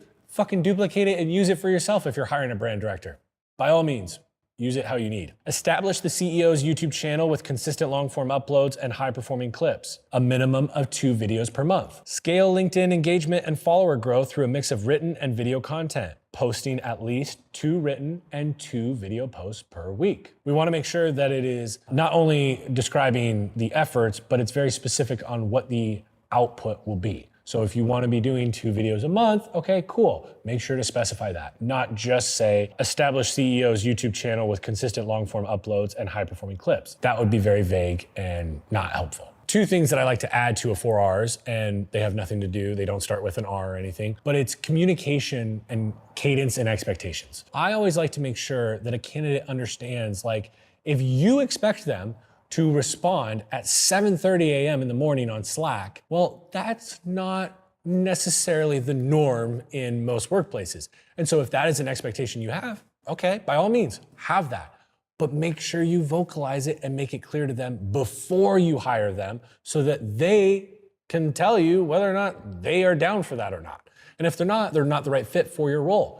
And that's fine, no worries. The other one that I like to add is core values. I like to ensure that if a candidate is going to come in and join the company, that they agree with what our core values are. And ideally, it's something that they already prioritize in their personal life. And so when they hear your core values, they actually resonate with it and are able to speak to, oh, I live my life by this. This is actually how I apply blank core value. All right, we've defined the need, we've defined the role, we've even created a job description using the 4 R's framework, and now we need to start the hiring process. So I'm gonna share with you my hiring funnel. Now, this is probably gonna seem pretty extensive and maybe a little too much. It's worth it. We talked at the top about how expensive it is to hire somebody that is not the right fit and then have to exit them and re-kick off the search. It is a brutal, painful process. Trust me, I've been through it multiple times. Do everything in your power to not shortcut things. I will tell you, I have hired a lot of different creatives, and anytime that I've made a mistake on it, it's for only one reason.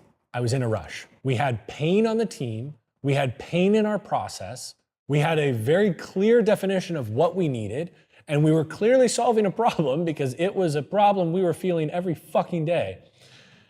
But I tried to shortcut the process and I ignored red flags that were pretty fucking obvious and in my face. What this hiring funnel is designed to do is to make those red flags very clear, very obvious, and then allow you and your team to discuss them. Ultimately, we're never gonna find, when we're searching for a candidate, a 100%.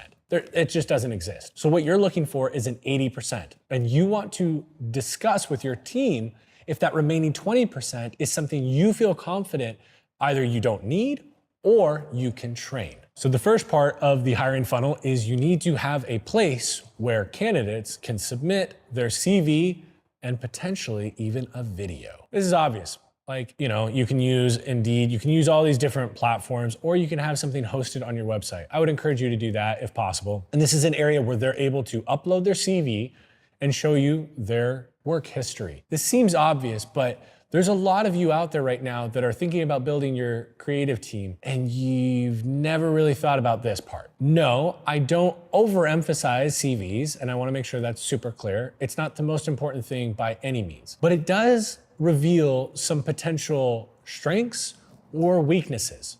For example, if you notice that a candidate has had 10 jobs in the last 5 years, that is an interesting thing. Not necessarily something that's gonna rule them out by any means. Different industries, different roles have higher turnover, right? And that might be just normal and part of the function of that role. That's fine. But it's definitely something you're gonna want to have a little bit of a further investigation on and discuss in the screening call. And for the video portion, I highly encourage anybody that I'm working with to give the option for a candidate to submit a video. I wouldn't require it, but I would definitely give them the option. And the reason why is I think, one, you see a lot of creativity that comes through, but more than that, there's no personality, there's no human element that comes through in a CV. You're not gonna see like how they talk, if they talk too much, their negative or positive tone, right? You're not gonna see their little quirks, their silly personality that come out that can be such a massive benefit for you to see how you feel they will fit with the rest of your team. For example, there was a role that I was hiring maybe about a year and a half ago, a creative director role. We had been looking for about 3 or 4 months. I remember this one candidate came through and I was very impressed with their CV and everything. But what really impressed me and stood out was they had made a video, not like an edit that was showing what their skills were. It was a video of them talking about their experience, their background, their passions, and how that applied to the role we were hiring. It was amazing. It was a multi-cam video too. I mean, it was very impressive. And it was very clear that this individual was hungry for the role and truly believed they were the right fit. They put in way more effort than any of the other candidates. And spoiler alert, we hired him. After they submit their resume or CV, you're going to have somebody on your team that is going to be doing screening calls. So what they're gonna do is they're gonna have gobs and piles of resumes and CVs to look through. In doing the screening, what you're trying to do is you're verifying that they are aligned with the salary expectations. If you're wanting them to be in person or remote or hybrid, they understand the communication expectations. If you're an organization that needs somebody working 6 days a week, you're making sure that they're okay with that. If this role is someone who is traveling, let's say it's a videographer that's always gonna be on the road, traveling 5 days a week, well, you need to make sure that they saw that in the job description and they're good with that. And so you're just making sure that this candidate understands all the basics and they're good with it. You're also verifying a little bit of experience. So I give a few questions to the screeners, whoever is doing it, whether it's a recruiter or just somebody else on your team. I tend to provide them 2 or 3 slightly technical questions. The reason why is because oftentimes, if I'm running the technical assessment or the technical interview or the final interview, I want to watch the screening call. I want to understand how they showed up so that I know how to interview them. And by asking a few light technical questions, you get a lot of insight on whether or not they know what the fuck they're actually talking about or if they're just kind of bullshitting you. Or the craziest thing that I've literally encountered 5 times in the last month is individuals using AI that is listening to the question in the background and spitting out an answer in bullet points for them to regurgitate to you. This is becoming a very big thing, and I have literally experienced it 5 times in the last month, and it's alarming. If you get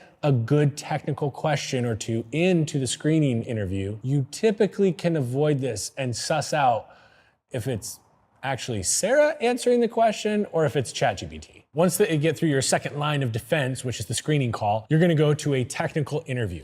Now, ideally, this is conducted by somebody who actually understands the role deeply. So for me, luckily, I understand all the different roles on a creative team, so I'm able to do a technical interview for any role. Designer, motion graphics, videographer, editor, copywriter, content strategist, channel manager, anything, you name it. Oftentimes, you don't have somebody like that in your organization. And so if you don't, what you're going to look for is somebody who can understand the role as best as possible, right? And so what this might look like is doing some research on what a YouTube video editor is and what they need to be proficient in so that you can actually ask them the right questions. Because if you don't ask them the right questions, you're not gonna know if they're the right fit. There's a second thing that I'm gonna touch on here in a second, technical assessment. Just because they do an amazing job on a technical assessment doesn't necessarily mean they can do it over and over and over again. And so you wanna ask strategic questions that not only show that they know what they're doing, but show you how they think about solving problems, how they think about coming up with new ideas and innovating on stuff they've already been doing. Your goal with the technical interview is to assess strategic knowledge and the ability to execute. You want to make sure they have both. So for example, if I'm interviewing a short form editor, let's say I have a brand and we have a very known style of short form content, okay? And a lot of people copy it, for example. Well, if that's the case, I'm going to not ask the short form editor, do you know how to make what we are currently doing? What I'm gonna ask them, and this is what I've done with many of the different brands I've worked with, I'm going to ask, how would you go about innovating on this? I'm tired of the style that we've been doing for the last 6 months. I need something fresh and new. What would you do in order to get that new style? What I'm not looking for is the right answer of, this is the new style I would do. I'm looking for how they think. How would they go about getting that new style, creating that new style? Because the problem for a lot of editors is they're very good at following rules and instructions. They come from a checklist army, but they don't have ownership and they don't have the ability to create innovation and drive a new style, new format on their own. And so that's where you're trying to assess their strategic knowledge and abilities to execute on said strategic knowledge. So if they pass the technical interview, you're going to want to immediately provide them a technical assessment. This should mirror what their actual job looks like. You don't want to do something that has nothing to do with what their day-to-day is. This is your opportunity to see how do they show up on the tasks that I'm going to be giving them daily, weekly, or monthly. So for example, if we're hiring that short form editor, What I'm gonna do is they just walked me through how they would go about creating a new style for our short form content. So what am I gonna do for the technical assessment? I'm going to give them 72 hours and maybe 1 hour of raw footage and let them create a new style for our short form content. Now, what are we testing in this? Well, one, we gave them a 72-hour deadline. So we're seeing how are they with time management and commitments. Number two, they're going to have to deliver this item to us. How do they go about delivering it? Like, do they just upload it to Google Drive and hit share straight from Google Drive? Do they package it into an email? How is their communication? Number four, we're seeing, can they actually execute on what they were saying in the interview? They talked a good talk of how they're gonna come up with a new format and new style.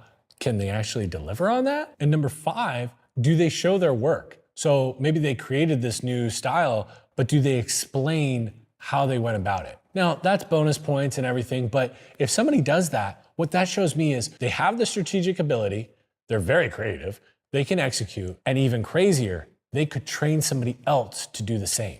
If they can understand the why and the how, then they can duplicate that to anybody. But again, please just make sure that the technical assessment lines up with what their actual role is. You don't want to waste anybody's time. The other thing too, a little side note here, is ensure that you give every single candidate for the same role the same technical assessment. If you give them different shit, you don't know how to measure them against each other.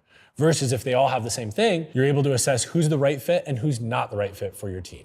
If they absolutely blew you away with their technical interview and their technical assessment, congrats, you're on to the next round. It's not over yet. Culture interview. If you are a team, an individual, or a company that actually operates off of your core values and builds your culture accordingly, then this should really fucking matter. This is where you find out, okay, they're very technically proficient. They're very good at their job. Now, the way they operate as a human in the workplace, does that work with the current humans we have in the workplace? For example, if speed of communication is a high priority, like you send a Slack message and expect a response at the latest 5 minutes later, and this person prioritizes deep work and will go 8 hours a day without checking their Slack, they might be an incredible editor and do amazing work, but it might not work well for your team. If you expect 5 minutes and they wait 8 hours, you're gonna be fucking pissed. And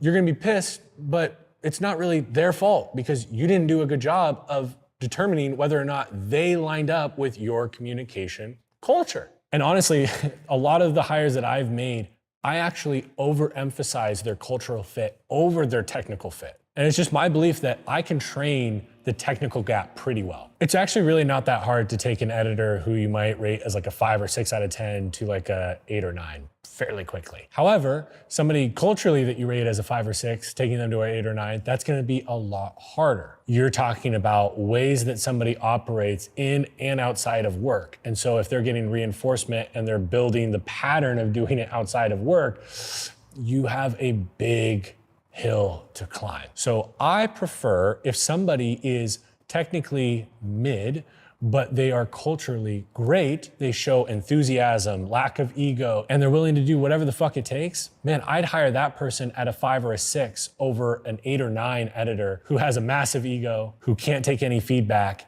and is kind of lazy. And actually, an example of this is Trevor Odom. I hired Trevor about 3 years ago, and I would call him probably a 6 out of 10 in his editing. Culturally, he was a 10 out of 10.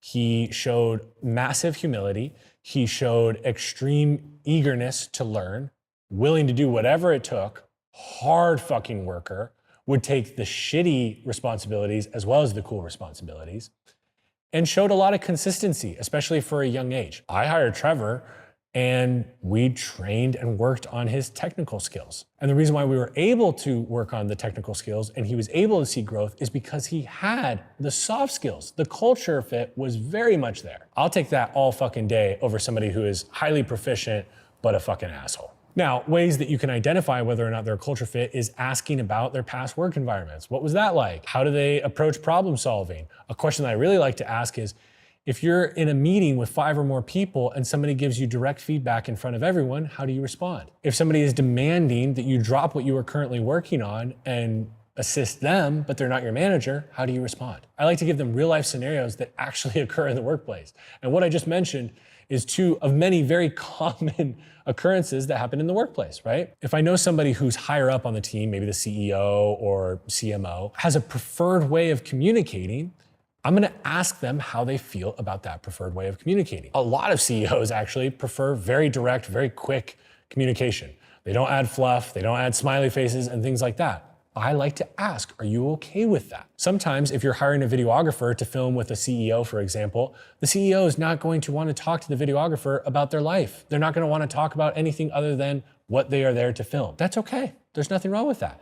But I need to make sure that the videographer is going to be able to handle something like that and not need to talk about their personal life with their boss. All right, if we have passed the screening, if we've passed the technical interview, the technical assessment, and the culture interview, we are now on to the final interview. And typically what this looks like is a high up leader. So if there is a department, like let's say for example, you have a CMO in your company and your content team falls under the marketing department, maybe the final interview is going to be with the CMO.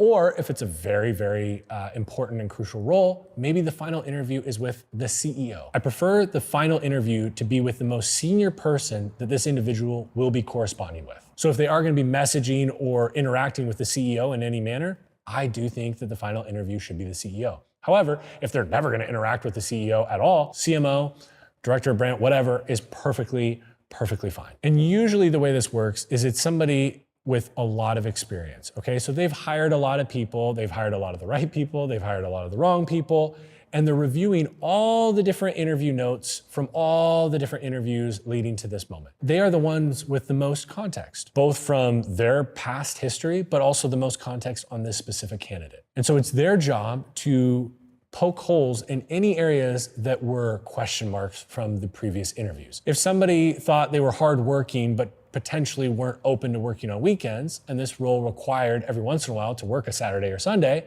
the final interview is gonna have to press into that and ensure that they're okay working on an occasional Saturday or Sunday. You shouldn't leave the final interview with any additional questions. Everything should be finalized within that interview. Now, the same goes for the candidate.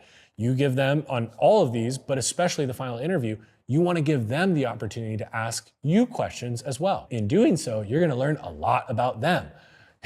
If they have no questions to ask, probably not a good thing. On the other hand, somebody who asks very strategic questions that make sure that they understand what is required, what's expected of them, or they gain clarity on that, that is somebody who is very interesting because they are thoughtful and they make their decisions based on information and context, not just emotion and excitement. Now, here's a pro tip. What I just said is fucking insane, right? That's like so many different steps. And you might be like, yo, homie, I am a one-person team that's about to hire my first person. Then what I would encourage you to do is not skip any of these steps, but maybe what you do is you combine them. So instead of having 6 different steps in the process, maybe you have 3 different calls or 2 different calls that you do with this person or these candidates, and you just chunk them together. So maybe the screening and the technical occur in the same call. Maybe culture and final are same, and you have the technical assessment in between. That would be a 3-part process, and you would be able to accomplish that with one person. Ultimately, use what you got, okay? Like if you don't have a team of 20 people,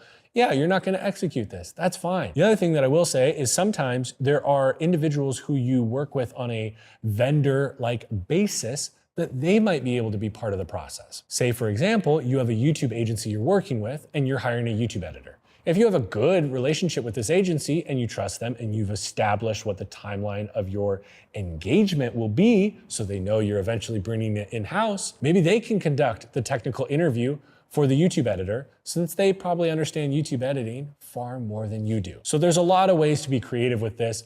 Don't write it off just because you don't have the head count to be able to do such an extensive process. You want to be extensive, you want to be detailed, because you're bringing somebody in that is either going to raise the bar or lower the bar. And all we want to do here is raise the bar. Okay, so why does this process actually work? Well, one, it removes bad hires early, especially the optional video. This can filter out candidates who aren't taking the role serious, right? They're applying to 100 different roles. I mean, now using AI, they can fucking automate applying to like 1 million different roles every fucking day. And so you can weed out who are the ones that are just mass applying versus the ones that are looking at this specific role within your specific organization or team and saying, I'm a good fit for this. Number two is we are actually ensuring that there's platform alignment here. Like we said at the top, we're trying to prioritize platforms and hire people accordingly, right? And so we're using technical assessments to test the execution ability before hiring them for that specific platform. So we get to see this YouTube editor. Are they a great editor or are they a great YouTube editor? Number three is that it creates cultural fit. Culture interviews allow you to avoid hiring somebody who is high skilled, but also a piece of shit. Somebody who's not going to fit into your culture. And just because they don't fit into your culture doesn't mean they're a piece of shit. But there are lots of pieces of shit out there that are great technically at what they do. And 6 months in, you find out they're an absolute nightmare to have on the team. And even though their performance is high, they drag everybody else's performance low. And they're actually an anchor rather than a rocket. And finally, this actually just speeds up the hiring process. If you have a designed and intentional process that you follow, everybody, whether it's you, yourself, and I, or you and your team are on the same page, and it eliminates a lot of unnecessary back and forth, and it can move people through the funnel a lot faster. Now, I'm also gonna share with you a completely different funnel system, but it doesn't work for every single role. I've typically found that it works best for editors, designers, and strategists. It's a tryout system or a tryout funnel. And I'm just gonna walk you through exactly how I do it. What I did is on Monday, I announced that we were conducting tryouts. On Monday, I opened up registration for the tryouts and closed registration by 12 p.m. Pacific time on Thursday. So they had a couple of days to be able to sign up. Thursday at 3 or maybe 5 p.m., we sent out an email to everyone who had registered. And the email had the following. It had instructions on what we expected. We want you to edit a 12 to 20 minute YouTube video using this raw footage. We want you to create a thumbnail and title, and we want you to create a short form video that goes with it. We were asking for a lot. But ultimately, that's what we're asking for in the day-to-day job. And so we want to make sure that what the assessment is mirrors the job. And so what you're gonna notice here is it's essentially the same funnel, but it's in a different order. So we sent that email out, we linked them to the raw footage, and we gave them a due date. Again, this was sent out Thursday at 5 p.m., and the due date was Monday at 9 a.m. Just like I mentioned earlier for the technical assessment, we're measuring so many different things. How do they manage their time? They have all these different tasks. How do they prioritize? If somebody submits on time, but they didn't submit everything, that might be okay. Because maybe we've identified that the short form video is the lowest priority and the thumbnail and title were just to see what their skills and knowledge were there. And if they prioritized and executed on the long form video, maybe they win. Maybe we just have more insights that they're not capable of adding the ancillary benefits of packaging or short form content as well. And so you're able to evaluate candidates on a very granular level. You also get the benefit of they're all editing the same exact footage, and you might be reviewing, 10 different editors, or in my case, 200 different editors editing the same exact footage. So what we had is about, I think, 1,500 different editors register for it. Throughout the Thursday to Monday deadline, we had about 220, 250 editors that actually submitted their work. And so then came the screening time. Whew, that was gnarly. I'll tell you, you get really bored of that fucking footage very fast. But the cool thing is you're able to evaluate how every single person did the intro, how they did the outro, and the meat of the video. And so it's very easy to stack different editors against each other and evaluate who is the best. Now, what we did is we reviewed everything, and the ones who passed the technical assessment, we then set up a screening interview. Then that went to a technical interview, then a culture, then final. So essentially, we did the exact same funnel as we normally would, but we moved the technical assessment up front. That was a very interesting way to do it. Now, this doesn't work for every single role. As you can probably imagine, it would be almost impossible to do this with, say, a videographer. So the tryout system only works from what I have gathered, and please, I would love to hear if any of you have used it for other roles, like I'm very curious. What I've found success in, just to remind you, is designers, editors, and strategists. Anything that you can provide one source piece that everyone can use versus you being the source piece and you can't scale to 100 different people, 200 people all across the world.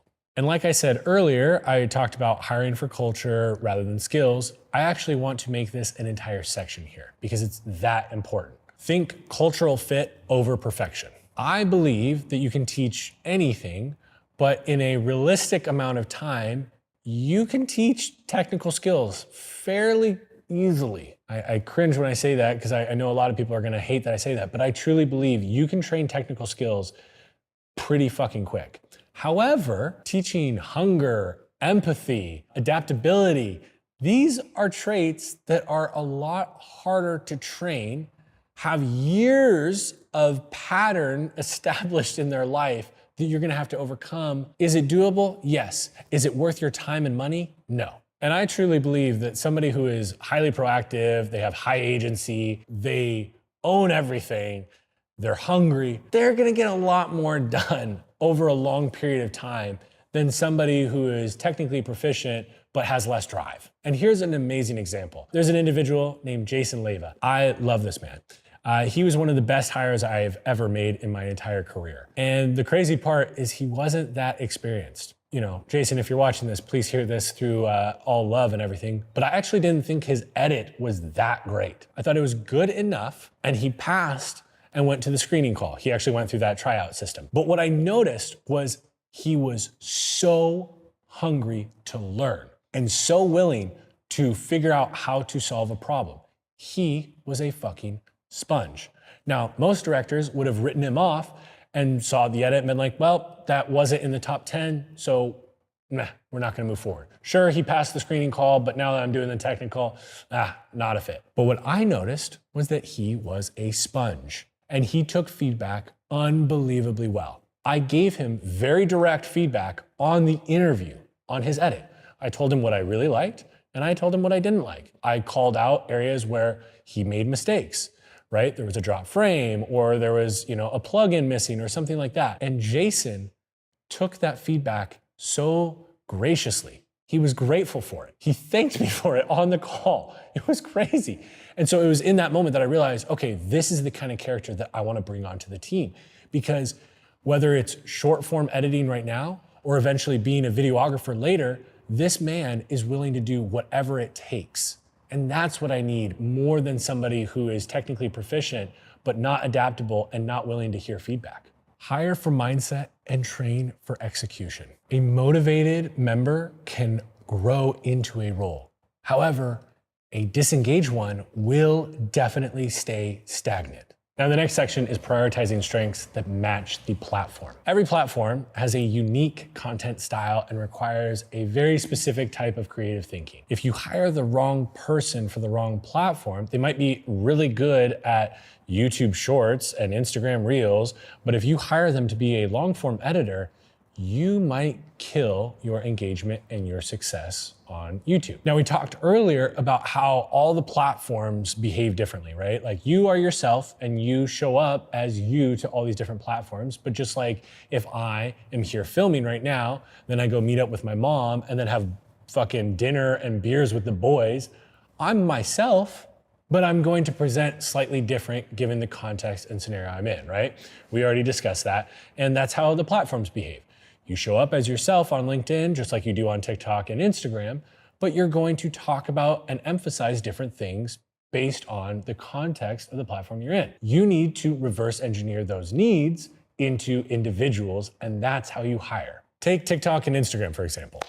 These are short form and fast-paced, traditionally, platforms. And so the best fit is gonna be a creator who is immersed and understands trends and understands fast-paced editing, or at least understands how to continue to open and close loops to retain attention. This is ideally somebody who lives, eats, and breathes TikTok and Instagram. They need to understand really, truly what is happening on the platform, what is the psychology, and what are the viewers and consumers on that platform expecting and looking for. Ideally, the 2.0 version of that is they understand all of that and they're able to identify tiny little gaps in the market, maybe within your niche that currently exist, and they're able to provide you the direction of how to fill it. Now, a very clear red flag for somebody on TikTok or Instagram that you're hiring is gonna be if they are overly focused on high production value without understanding